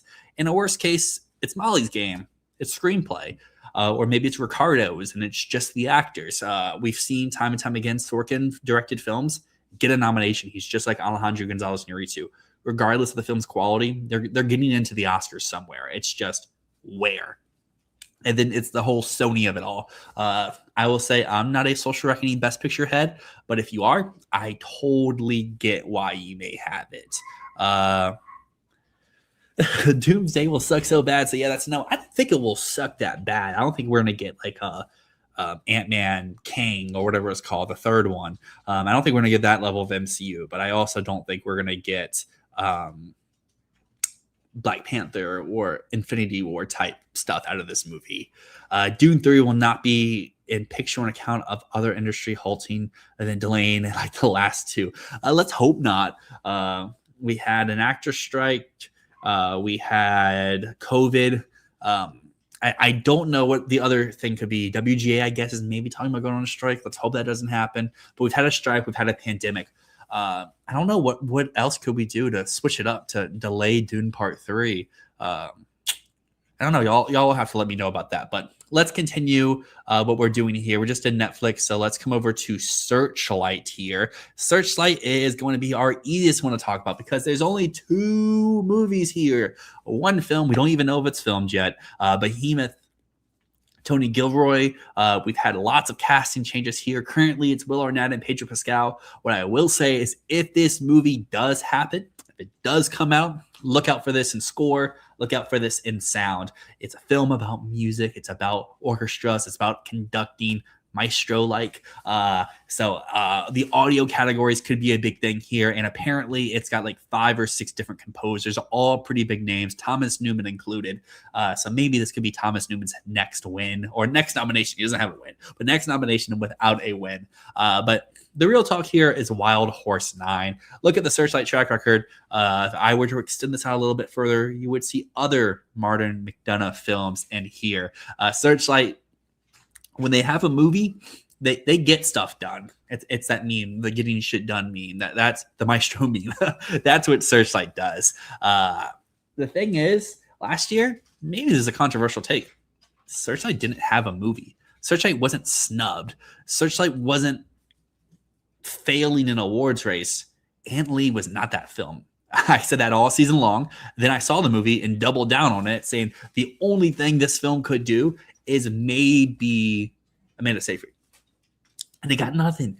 I just didn't get the Ant Lee why it had to happen. Following the footsteps of the Brutalist or whatever, but like Ant Lee is such an alienating film. And it just didn't happen for awards race. The Roses is just a studio comedy that came out in the summer and made decent money. It's not an award season film. I would have loved to see Bradley Cooper's latest film, Is This Thing On, being an award season play, but that's such a small movie. It's so quiet, so minimal. We had something like Train Dreams in the race to kind of take that spot last year. And like, what nominations would Is This Thing On really compete for if it was the top contender, if it was the top dog? Screenplay? Maybe Will Arnett and a stacked lead actor for where Jesse Plemons couldn't even make the 5. Picture? That's 2 noms. I know sometimes films can get in with just picture and screenplay, but usually those films are big number 1 vote getters. Is This Thing On was not a big number 1 vote getter. And the last one that we would have from last year is Rental Family. And Rental Family is a movie I liked a lot more than I was expecting. I remember getting a little flack on Reddit as well as in the comments here. Sorry, my voice is going. It's been almost 2 hours here. Shout out to everyone who's been here from the start. Let me drink some more water. But yeah, Rental Family was a film that I remember getting some flack for last year just because I thought that trailer looked so bad. Like, that trailer is one of the worst trailers, I think, for any award season contender last year. And I was just never on the Rental Family train. I'm also not a huge Brendan Fraser type guy, so maybe there's some bias coming in there. But then I saw Rental Family after it had lost TIFF at the festival here. I was like, wait, I really like this movie. I wish this could be an award season play, but like I think Searchlight saw once it lost TIFF because people probably thought what my initial reactions were to the trailer. It's not an award season play. It's just a fun, feel-good type movie. Frasier would not be a contender in the acting category. Maybe he could get a supporting actor, supporting actress, maybe original screenplay. But we saw all those categories were tight and very top-heavy this year. There was no room for Rental Family to succeed last year. Searchlight had no film that even should have been in the conversation. Now, the other question is, should they have kept a complete unknown to compete last year and have a Real Pain be their top dog in 24 and continue their streak? Probably. But that's Monday Morning Quarterback. You can't think like that. They obviously felt a complete unknown was their best contender in 2024, so they rushed it, got it out, and like I predicted here, their top film got double-digit nominations. This time around last year, they just couldn't get a film off the ground. On the contrary, though, for this year, we kind of can tell they have a real contender. It's not like 2025. Wild Horse 9 seems to be real. We've seen the trailer. We've seen the poster. This film looks good. Martin McDonagh has a great unbroken track record with his last few films, coming in number 2 or number 3 in the Best Picture race both times around. The thing is this going to Venice? Because what I kind of feel like is this movie's ready for Cannes. And I haven't seen anyone predict it for Cannes yet. We have a full trailer. We have a full poster. We have a full like press release for the film, like 2 weeks before the Cannes lineup drops. To me, I don't know. That feels like it's good to go for the Cannes Film Festival. And what I would say is McDonagh's gone to Venice twice. He's won major prizes at Venice twice. He's won 0 Oscars for it. So like, I don't know. I just feel like let's switch it up a little bit. Let's try a new approach. Let's try a new strategy. Let's go to Cannes. Cannes has been the breeding ground for awards play for the last few years. You can look to multiple above-the-line categories that have a major win coming out of the Cannes Film Festival. I guess technically last year didn't have one with the One Battle and Center Suite, but since Movie Value still won something major below the line. But so I don't know. I just feel like Wild Horse 9 makes sense to be the Searchlight dog this year. And the real question comes from is, where can its nominations be? We have picture. We have director. I think from all of what they've released so far, John Malkovich is going to be the lead. I know there's some reports from like screens and stuff saying that he is more supporting than Sam Rockwell is, but I've seen people kind of say like, oh, Rockwell's kind of like the Saldana, while Malkovich is more like the Carla Sofia Gascon, where the story's more about those who they put in lead, but it's told through the person who's in supporting. So that's all hearsay. Do we know if that's true? Not really. But then we go over to supporting categories. If Malkovich is lead, Rockwell, place him into supporting. And then over on the supporting actress side, let me make sure I get her name right. I remember seeing there was some talk about Wild Horse 9 the other day. And if you go to the betting sites, this woman is on the betting sites while Parker Posey is not. But Marina Di Gloraman is on the betting sites for Wild Horse 9 in the supporting actress category. To me, if Vegas knows, Vegas probably has something right. So she might be the supporting actress player and not Parker Posey, which I feel like everyone in this space, whether it's from videos that have come out so far or the trades predicting or even awards expert at large, kind of have her as their main supporting actress play for Wild Horse 9. But I don't know. It feels like it could be something a little bit different. But continue with Wild Horse 9. I mean, it's a McDonagh movie, so screenplay, editing, score could all be in the questions. And the trailer looks pretty good as well. Cinematography, casting, it's a new category. This stuff all makes sense for me. So, like, I just think Wild Horse 9, even if it continues the trend of McDonagh not winning Best Picture, it makes sense to be a top 5 contender in the Best Picture race. So that's kind of how I stand with Wild Horse 9. We have an X for last year. 2026, we won't need to worry about it because, like this comment says here, even if Wild Horse 9 goes to Cannes, Behemoth could be ready for Venice. And maybe this is a year where Searchlight has 2 Best Picture nominees, going back to McDonagh year of 3 Billboards and Shape of Water.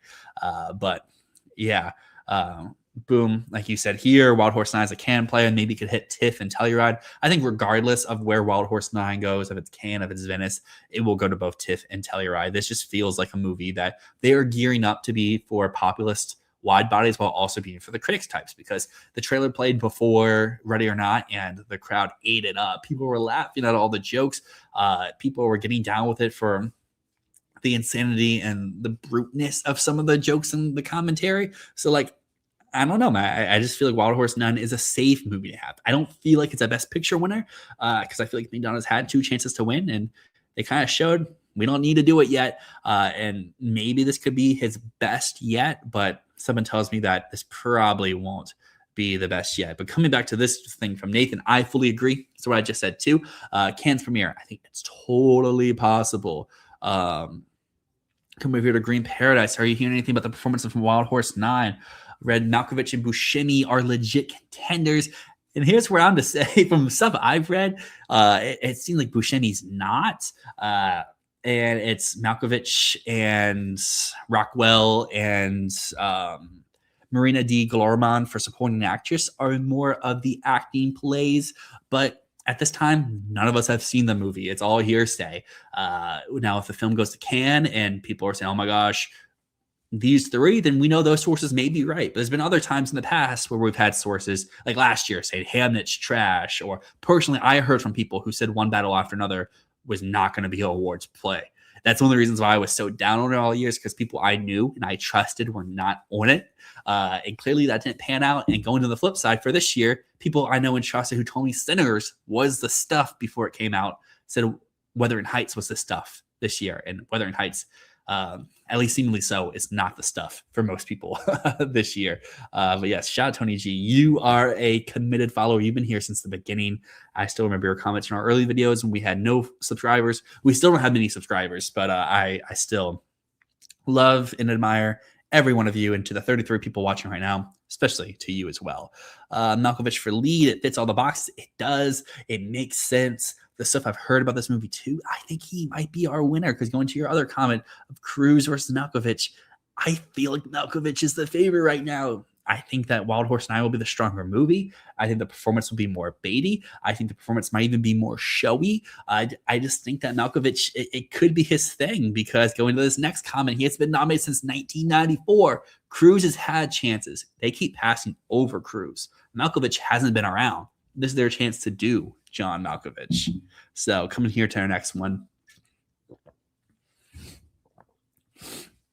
That's totally true, Mando. This does seem more relevant than some of his last few movies here too. So like, I think I think this is the thing in award season a lot of times, is where it really comes down to who's your competition in a lot of your instances.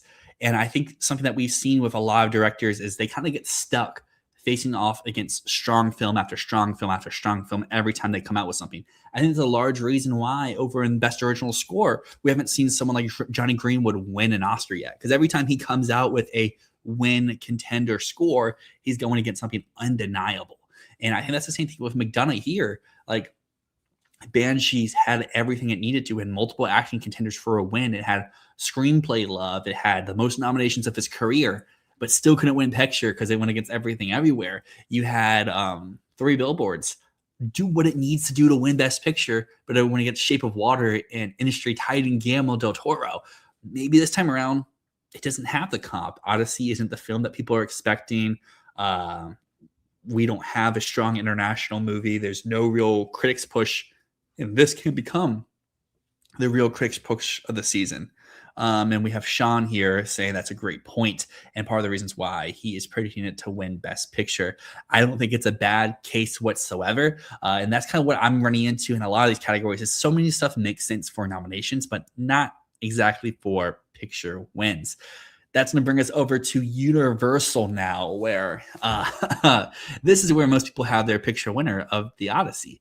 You look at their track record, they are 50-50 post-COVID. When they have a film, they're really in the race. When they don't have a film, they're not really in the race. So it's kind of like, what do you want to do? Is Odyssey Disclosure Day one night only? Can one of these be Wicked? Can it be The Fabelmans? Can it be Oppenheimer? Can it be a top 5 movie in the Best Picture race? Or are they going to have something going against it? Like in 2025, Wicked for Good was not the movie people were expecting, gets 0 nominations. 2020, I think they had News of the World. Pretty mid movie to everyone. Paul Greengrass hater. It's me. It got like the bare minimum nominations. And then 2021, I don't even remember what they had that year. In 2022, they also had She Said, which I really enjoyed, but people at large seem to either not be ready for or did not really enjoy. So like when they get in, they really get in. They get a lot of nominations. I feel like that's just what the Odyssey is going to be this year. I think the Odyssey fits perfectly into like a Wicked or a Fabelmans type slot where it gets basically everything. It wins when it needs to win. But is it the best picture winner? I don't know. And that gets to what we talked about when we first jumped in here is, can the Odyssey win best picture? It totally can. It's the odds-on favorite on Awards Expert or in betting sites through people in the trades and publications. It's just like, can Nolan go back to back? If anyone's going to, it probably is Christopher Nolan. It's just like, is the Odyssey the film to go back to back? And I kind of lean to it could. It could win 4 or 5 techs again. It could get above the line love if it's Matt Damon in the lead or anyone in supporting or whatnot. It's just like, I don't know. And I guess also with Universal, this is my other point I want to talk with them, is they typically have one dog in an awards race and they don't care about anything else they have. They had Odyssey. Why would they care about Disclosure Day? If Disclosure Day was real, why are they throwing that out in like June with no festival presence, coming before their major blockbuster of the Odyssey? I just feel like if they wanted Disclosure Day to be real, they could wait for that to come out in the fall, hit up TIFF, hit up Venice Out of Competition or whatever. Play the award season game with that film, but they're releasing in the summer. To me, it just says it's just a blockbuster movie. It's not an awards play for Universal, while the Odyssey is their main dog. And some people may say one night only. I'm not one of those people. I just included. So we had everything that could be here. Disclosure Day does have commercial play. I just don't think it will be an awards play. I think it will be good, like what Red Spice is saying, but I just don't see this being an awards play. And I think if it was an awards play, they would be setting this film up a little bit differently. And speaking of setting things up, this brings us to, I think, outside A24, kind of the most interesting studio that we're going to have here today of Warner Brothers. They got 3 films. And there's lots of questions to be had about these 3 movies of Digger, Dune Part 3, and The End of Oak Street. What is the outcome for these 3? I guess let's start with The End of Oak Street. Most people probably don't have this on their awards radar much at all anymore. And I think there's really a reason to. I think in every conversation Warner reps have had, Pam and Andy, when they've talked about their slate this year, they're talking about these 2 movies up here. They're not talking about this one. But I think End of Oak Street could have a viral marketing campaign. It could have a big box office return. Very much something like Weapons last year. Weapons just won supporting actress. Didn't get any other nominations. But I think there's a chance of End of Oak Street being a below-the-line contender with its visual effects or sound or something like that. I don't think it'll be a big above-the-line thing, but I don't think it's completely written off either. Now, the question is, Dune Part 3, what do we do with it? Dune Part 1 got Best Picture, had the most nominations, had the most wins on the night, but it missed for Denis and Best Director. Then we come to Dune Part 2. It loses half its nominations. It still wins 2 categories, but it gets half the nominations this time. Denis misses Director, but it also misses Screenplay, diminishing returns, and each time missing 1 extra major category. So now we come to Part 3. Warner's already said this is not the end of the Dune saga. There's going to be more Dune movies after this. This is just the end of Denis. The trailers are really selling. This is the end of the story. What I wanted Avatar to do last year, and Avatar didn't because it's not the end.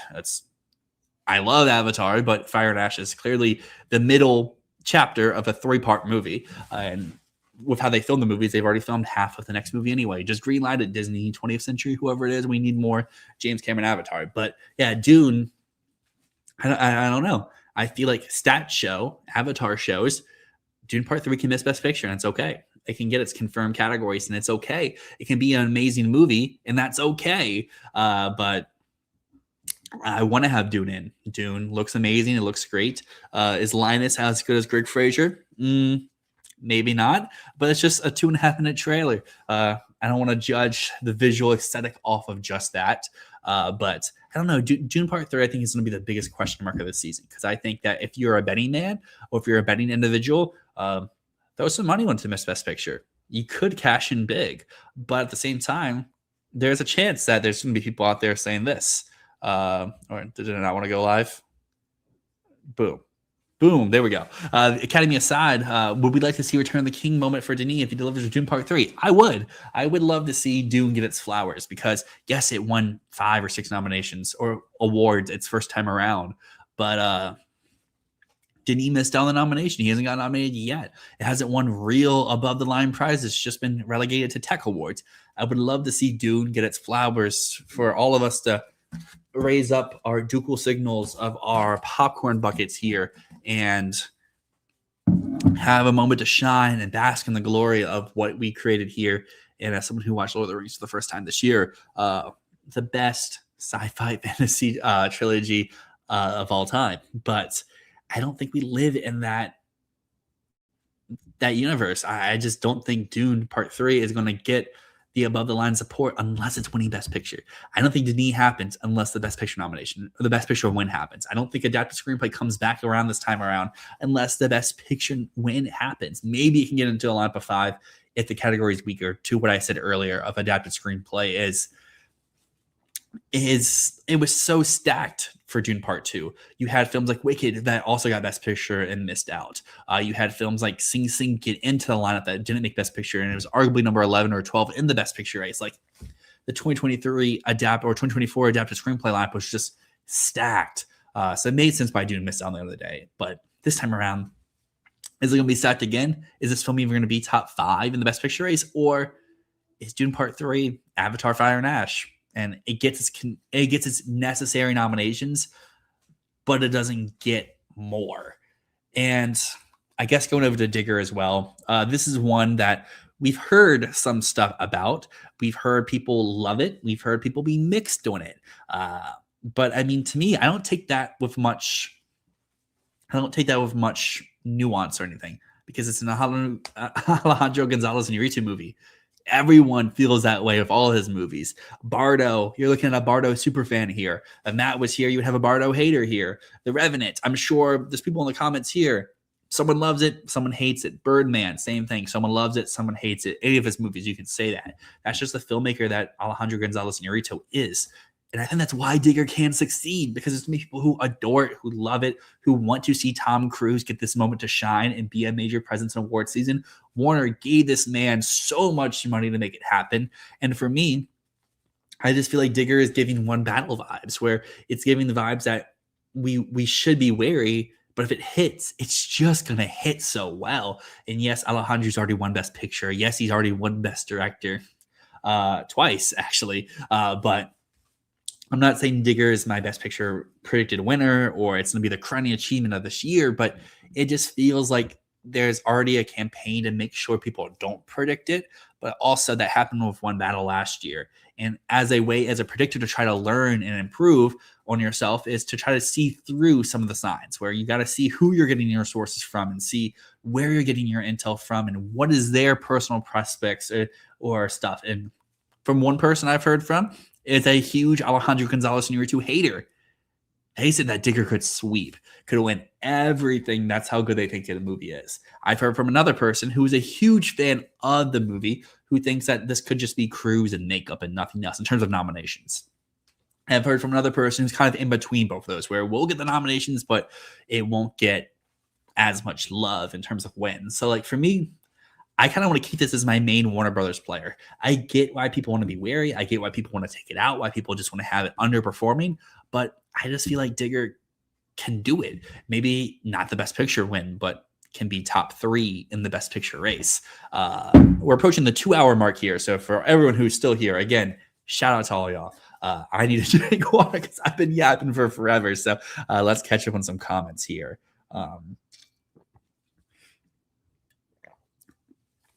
Doom might not win visual effects this year. So much competition. I agree with that.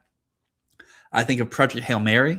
if Narnia are there in Best Picture and Dune is not, your answer's right there. I get Avatar still beat Sinners, still beat F1, but Avatar is Avatar. I don't think Dune is Avatar. I think Project Hail Mary is stronger than in the department of visual effects than F1 or Sinners. I think that Narnia could be stronger than both of those movies in the department of visual effects than those. So I would agree with you if Dune is not in the Best Picture lineup. If it's in Best Picture, it probably just comes back for the repeat.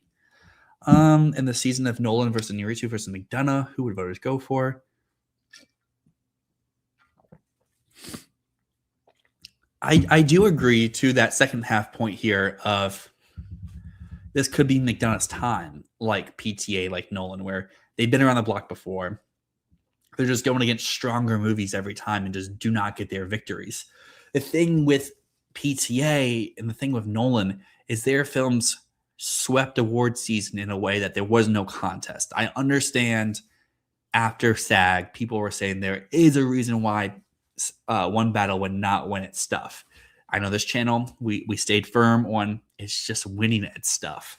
And for me, knowing the type of filmmaker McDonough is, I struggle to see a McDonough movie clean sweeping award season. I feel like a McDonough season win will come in a year like a Nora, will come in a year like Everything Everywhere, where like it's so scattered through the precursors of who wins what that there is no real defined out front runner, where I don't think a narrative for McDonough himself to win would be the main reason. I think if Wild Horse 9 were to go on to win Best Picture this year, I think part of it would be Martin McDonough and his career and how the fact that he continues to lose against strong competition. But I think a stronger reason would be is that this is the movie that speaks most to people, that's the most fun, and the competition isn't picture winner. Like, I understand Anora had so much buzz for it, but I also think that Conclave just was not the movie that people wanted to put number one. The Brutalist was not a movie people wanted to put number at one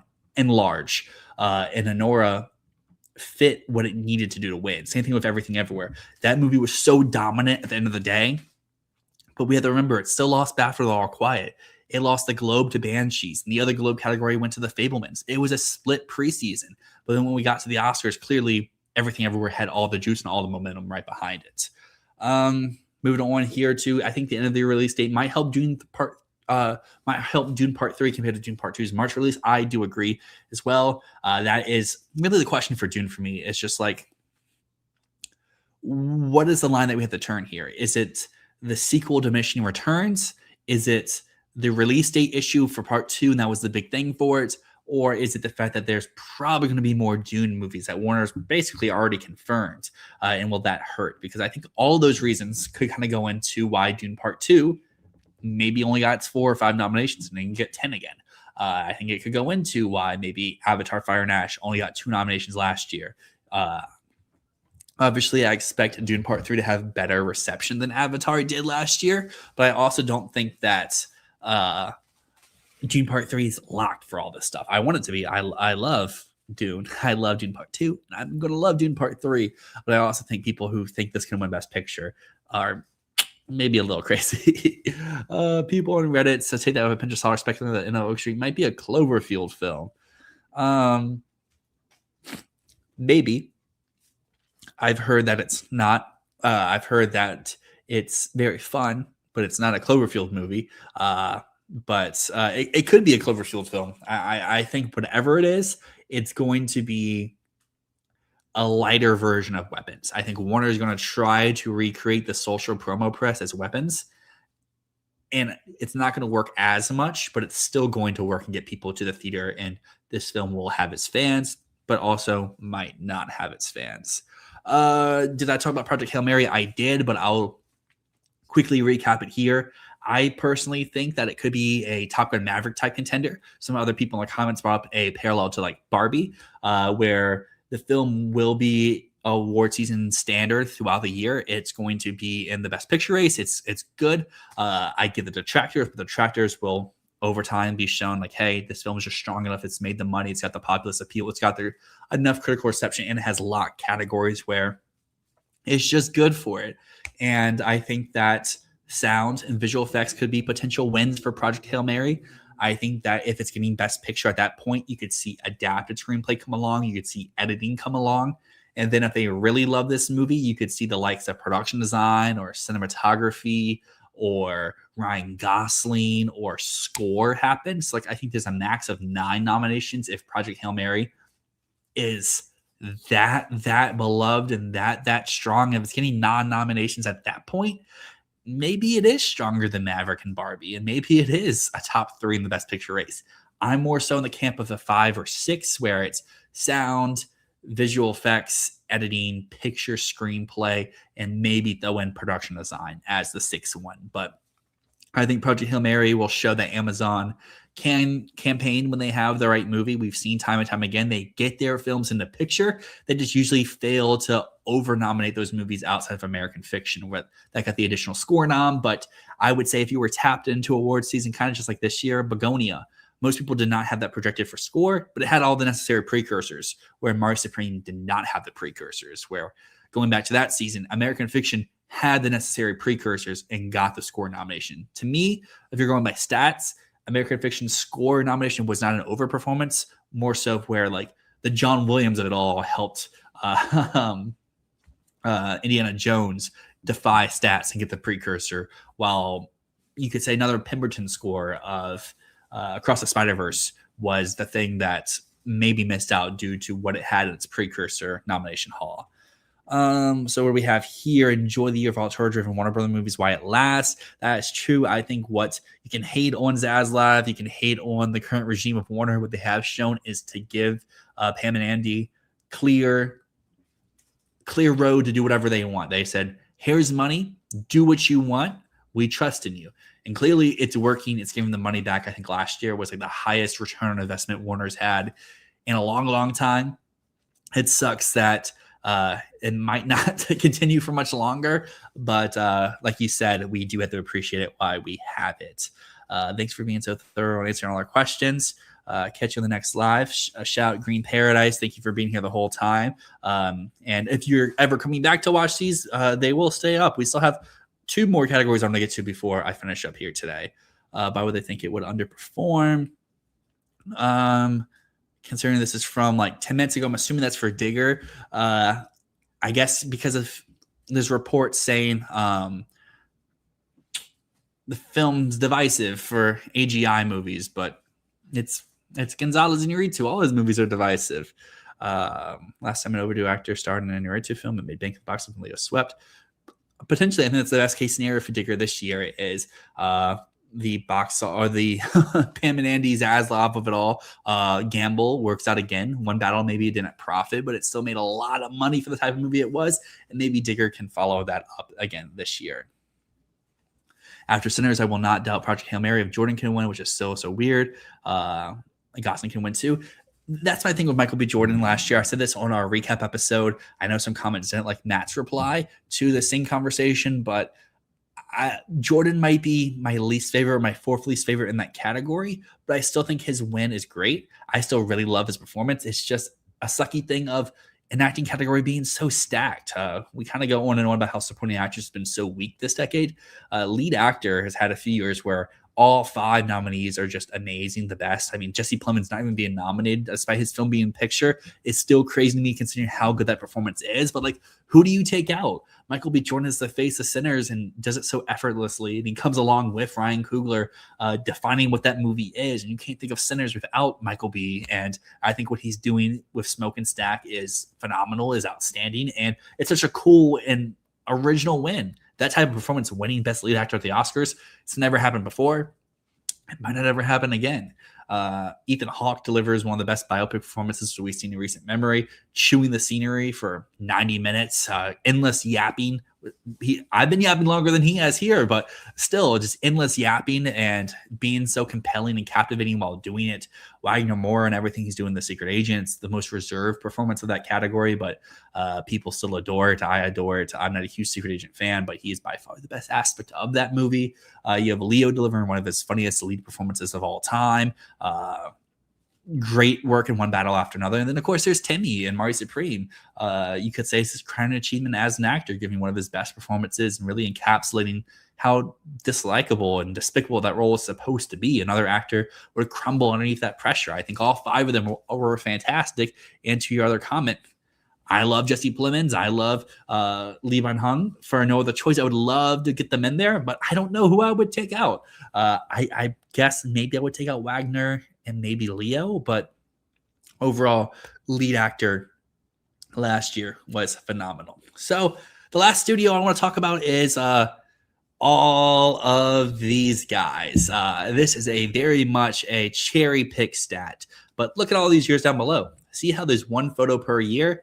These studios up here, they make up these one a year. They each have their moment to shine. Apple has F1, has Coda, has Kills the Flower Moon. Basically, every other year, if Apple has a movie, they get their movie in. You can kind of make a case Apple has never failed when trying.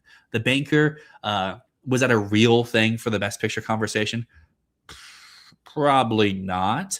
And then you have Emancipation the year after the slap was never going to be taken seriously. So I would say every year that Apple's had something, they get their movie into the Best Picture race.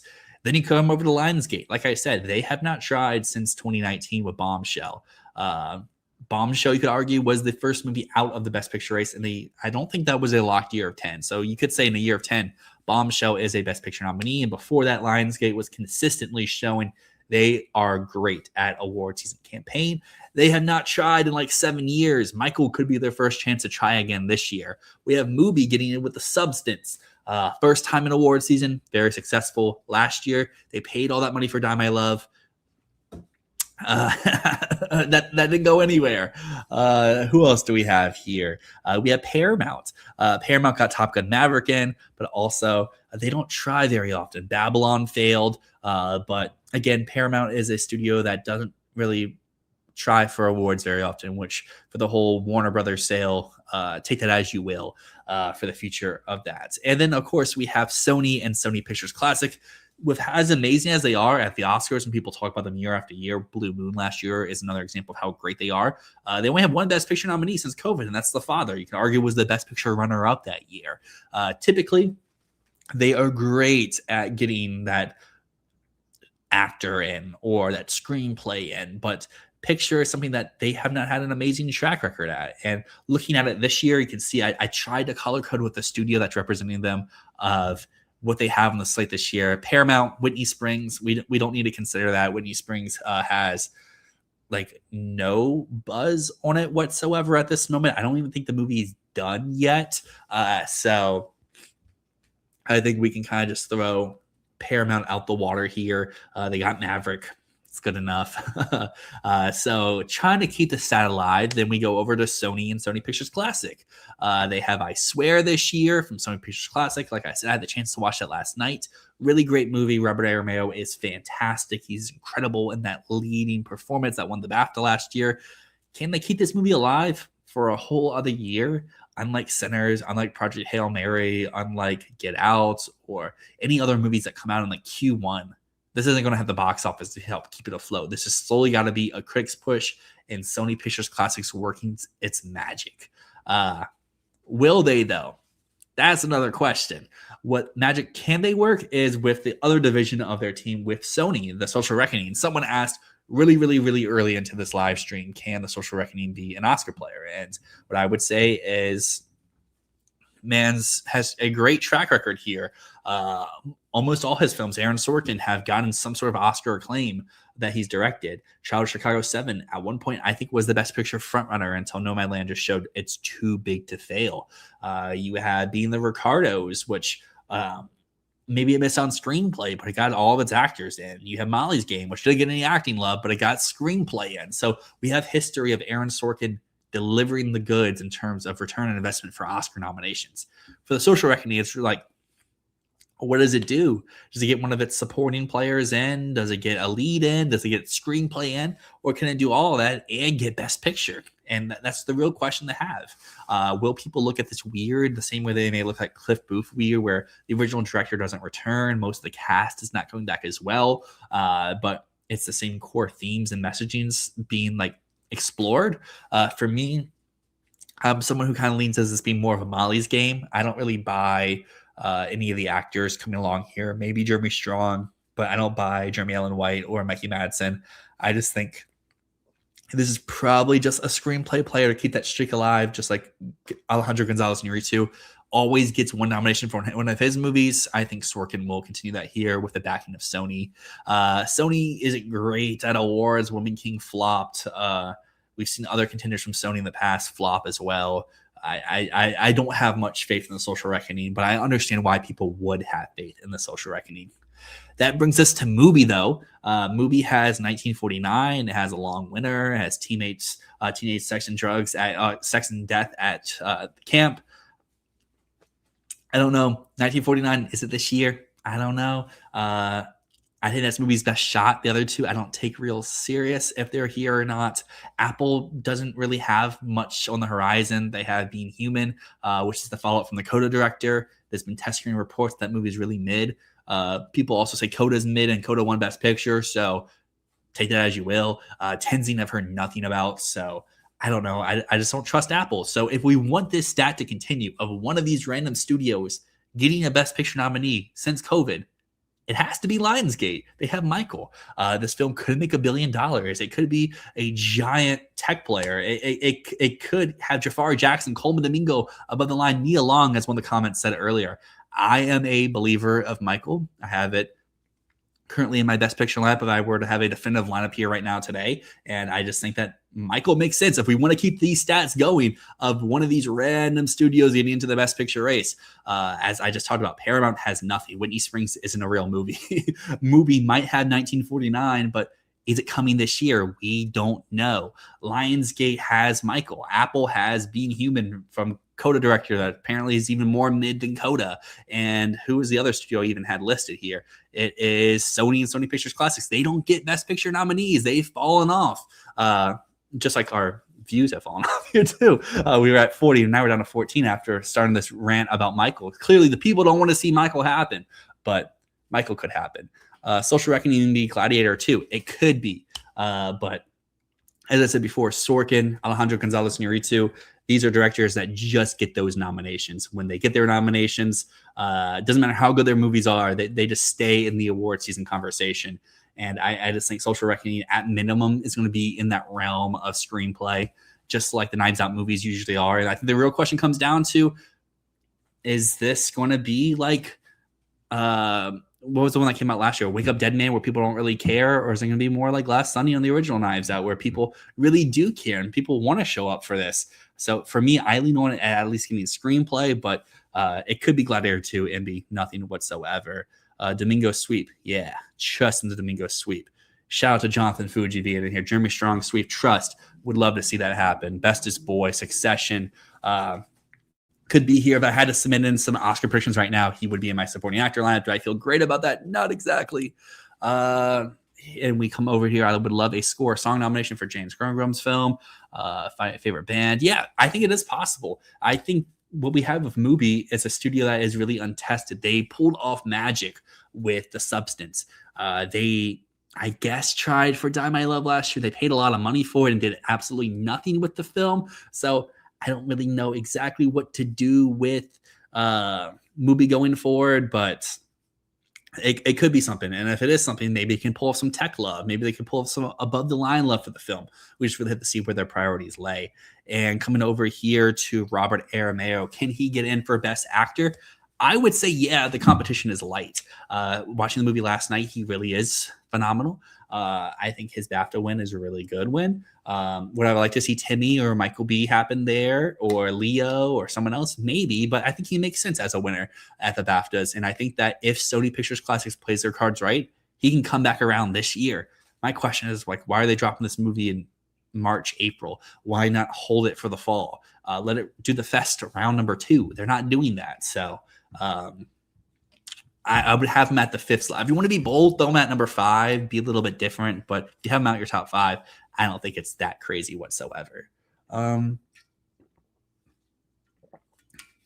right, so that's basically all the studios I had here. So I didn't expect us to be at 2 hours and like 15 minutes at this point. I expected us to be like just at the hour mark after going through all that. So to everyone who had comments so far, shout out to you. Everyone who's popped in for a moment, shout out to you. I guess at this point, let's just open up to convos here. Keep the conversation going real quick. Can talk a little bit more before we finish up here. Maybe we can go for like another 20, 30 minutes. I know I said I was going to try to get some people in here to talk from the chat, but my voice is like on the edge of going. I think it's said to be yapping for 2.5 hours. So as I drink some water, let's see which questions we can get going. It can be about the studios. It can be about any contenders from this year. It can be about anything. So we'll see if anything comes in. If nothing comes in, then maybe this is where we call it quits here.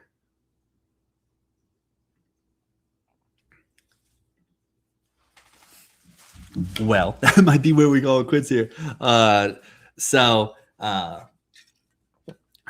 hours, pretty good stream. I think we had up to 40 people in here at a moment, so that's a pretty good number. We might do another stream. I'll drop it in our questions, our polls later down the line. If we want to keep trying to do Sundays at 4, if you want to try up a different time, anything like that. But yeah, shout out to everyone who is here today. Y'all are the best. And I guess before I go, there was a question that just came in. How do you analyze test screening reactions? Best ways to value more subjective evidence. I do agree. I think that for test screenings, if you know who your source is, it's using their, what should I say? Using their likes, their interests, their history with films compared to the film they're talking about. I think going back to a few years ago, there was a test screening thing that Matt and I got for Maestro from someone. Person for Maestro said it was awful. It needed to be re-edited. The film was way too long. Cooper was a mess in the film. It wasn't even going to get a makeup nomination. But the person who was talking about it hates biopics. They hate music biopics. They don't like movies like that. So they would not be a good source for that. On the flip side, last year, the person who was talking to me about Sinners, who was like, oh my gosh, Sinners is amazing. I love Sinners. It's going to be so good. The only reason it's being delayed is because the editing is taking so long because of the footage and whatnot. That person doesn't typically like films like Sinners. They aren't a big horror buff. They like more auteur-driven pieces. They don't like the populist stuff. And look, Sinners connected with people far and wide. For me, it's just like, it's knowing who the source is. If you're using a source that is like outsourced to like rumor websites and stuff, you don't know that person. You don't know their interest or their feelings on stuff. It's getting a vibe. And I think it goes to this other comment that we just got from Brad down here is not even test screenings. It's just from early festival stuff. Like at Venice, people were super low, like you were saying, on Begonia and Frankenstein. And I think it's because the Venice audience was expecting something more, maybe high art version of Frankenstein, not as populous as Guillermo del Toro did it.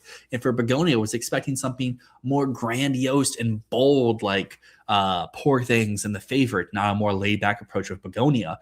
But I feel like knowing the people to trust and to view from those festivals are a really big and key important aspect of that. Like, not saying like, oh my gosh, Matt and myself are the only people to listen to. But like, if you go back to a few years ago when I went to the Virginia Film Festival, I sat here and told you American Fiction is the real deal. Sterling K. Brown is going to get that supporting actor nomination. And what did he do? He got the supporting actor nomination. Matt goes to Cannes. He tells you, hey, Sentimental Value could get 9 nominations. Sentimental Value goes on to get 9 nominations. He pulls out this film that not many people are talking about, saying it can go the way. Or even Arno, who comes on our channel from time to time, saying like, this film is not going to be the international animated contender this year. Arco is not in the win conversation. Arco never went in the win conversation. It's just knowing your source, knowing the person going, knowing their interests and their reads of stuff. Because you have someone who has great opinions and great vibes, but like maybe they don't have the best reads. Like, let's use myself. Gladiator 2, I came out of that being like, I don't think it's Best Picture, but I think that it could still get 3 tags. Like, it's still good enough. Same thing for Wicked for Good last year. It's good enough. Both those movies blank. So that's something I need to look on myself going forward, being like, hey, just because I still enjoy some of these populist blockbusters doesn't mean they need to get their tech nominations, because they're not guaranteed, especially if they're not in the Best Picture race. Did you already cover films that are debatable whether they're releasing this year? I didn't go into super, super deep detail about a lot of those contenders, kind of if they were one of their more talked about from their studios. I did talk about them a little bit, like for A24, with the entertainment system is down, of how basically every trade, every publication, every betting site says it is next year. We have some intel from Fest Peep that it might be this year, but obviously I'm leaning with 99% and not going for the 1%, but 1949 is like a 50-50, I would say. Hollywood Reporter released an article like right before we went live here today that it seems likely for Cannes this year, despite almost all reports saying that it's not going to Cannes. And then for like what Brad is saying right here, Cry to Heaven is an interesting one, because if you want to go by like Reddit leaks and you want to go by people who say they're in the production talking on like forums, says there's no way that movie's releasing this year. But then you have giant publications putting on their Best Picture predictions. It's available on the betting sites. I think there's even some pundits here who might be having the top 5 of the Best Picture race. I love Tom Ford. I want to see Oscar success for him. But everything we've read from that movie so far, it makes it seem like it is not going to be 2026. It is going to be 2027. Let's see. Did I miss any of the other conversations? I said we're going to wrap up, and then I just yapped for 10 minutes here. I guess we'll hold it for a little bit longer. If there's any other questions we can get in. If not, 2.5 hours is a lot longer than I was expecting to go for today. Let's see.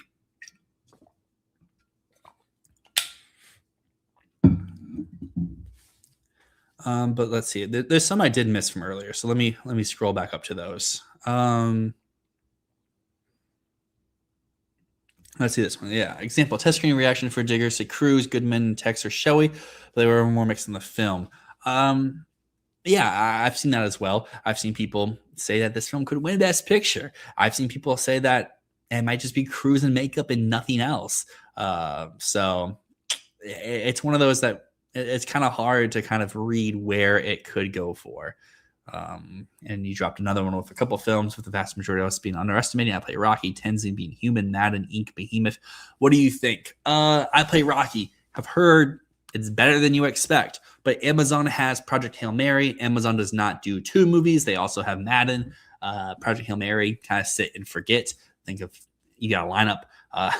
So I'm not really considering Madden or I Play Rocky just because they have Project Hail Mary, but maybe Amazon can surprise us and pull off a second contender.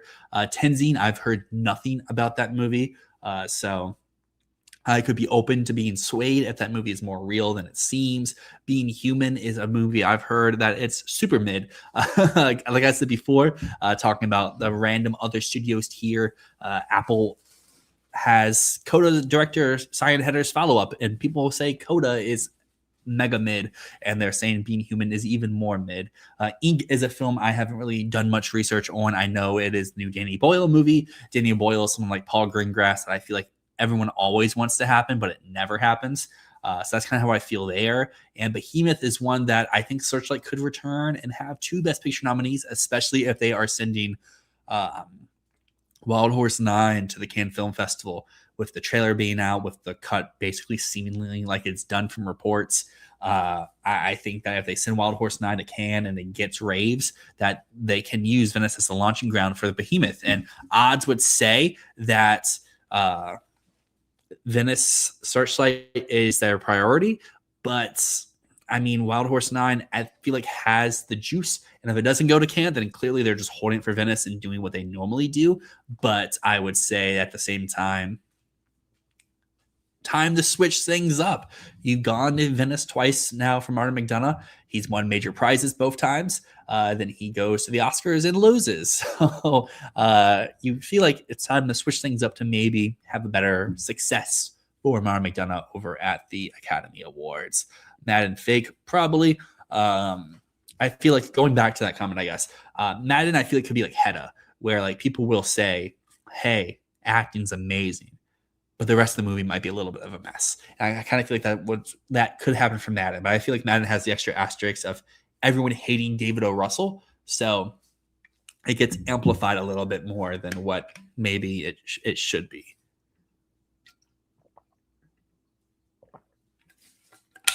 Worried about Michael. I think it won't be as great outside of Coleman Domingo. It's totally fair. I think Michael, people are saying Project Hail Mary is going to be the F1 of next year.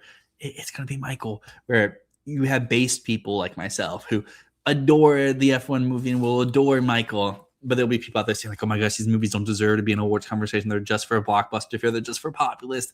They have no real merit to them. To me, that's a crazy read on F1. That will be a crazy read on Michael. But I totally can see Michael just not being an awards play at all.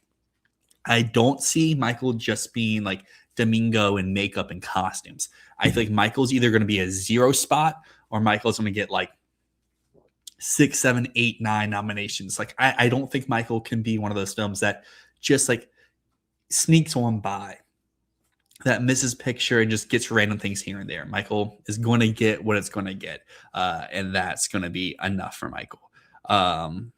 So let's see. What's the next one that we have? Michael doesn't need to be that good. It doesn't need to be that good, but people still need to like it. Do you think the Warner Brother Paramount acquisition could affect award season? No.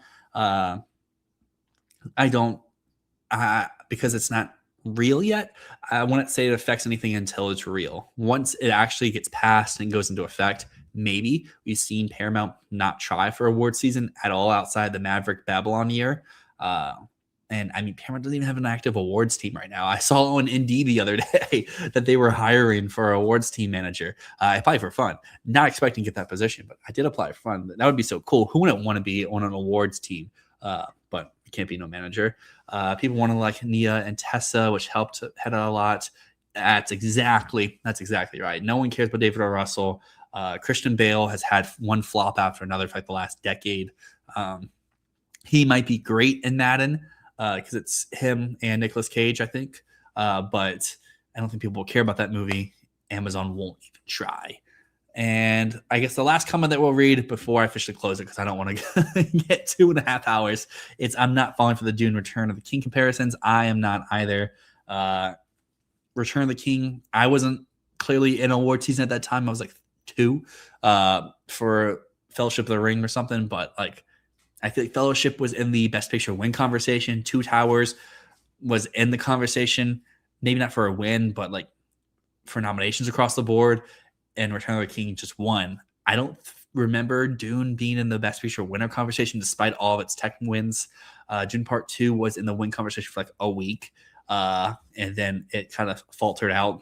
And I just don't feel like Part 3 will, because going to this one plays out like Wakanda Forever. It could. I still don't really understand how Wakanda Forever played out like that, because I feel like it overperformed with nominations and still missed picture, and it missed picture to stuff that didn't make sense to make Best Picture. Like Wakanda Forever got an above the line acting nomination. It got every tech it was supposed to get, and it still missed Best Picture. Like that doesn't happen. Like you usually have stuff like Wicked or like Gladiator 2 or like Avatar Fire and Ash that miss those extra nominations. And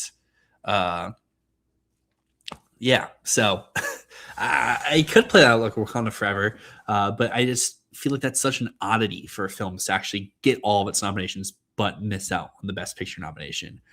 Josephine, can't be happy as a movie with your name in it this year. Congratulations. Hopefully Josephine is an award season contender so you can hear people say your name all throughout the year. There'll never be a movie named Dylan. What do you think about predicting from previous Best Picture winner? Yeah, stats say don't do that, but stats are meant to be broken. Obviously, PTA hadn't won Best Picture, but he's been nominated numerous times. He got to win. We talked about this a little bit earlier. If someone's going to win that's already won Best Picture, Nolan would be that guy. So if you're going for that, I don't fault you. It's kind of smart, but at the same time, stats say maybe go elsewhere. Maybe not for someone who's won Best Picture, but has been nominated, like you said, for Martin McDonough with Wild Horse 9. There'll never be another Lord of the Rings Return of the King sweep. I would agree. Is Mikey Leader supporting? No clue. Haven't heard anything about Social Reckoning in terms of screenings or anything like that. I would assume lead, but could be wrong. This is the best way to end it. Parker Posey, Best Supporting Actress, let's go. My bold take of the season, despite awards expert, despite some of the publications. I'm going to say no. I'm going with the other supporting actress contender from that film, Marina D. Glorimon. She's who the betting sites are with. And I get the trades may have Parker Posey, but I place my trust with the betting sites because money's on the line there. Anyone can, or not anyone, you have to be qualified, but people who run the trade mags, they can make whatever predictions they want, the hope predictions that sometimes become reality, as well as the few real actual predictions. But when people put money on the line, clearly they're working with prior intel, and prior intel, at least seemingly so from those betting sites, say Marina D. Glorimon, not Parker Posey for supporting actress for Wild Horse 9. But with all that being said, 2.5 hours, I think that was a pretty positive stream overall. I want to thank all of you for coming out here today. Until next time, my name's Dyl. This has been Fantasy Filmball. Peace.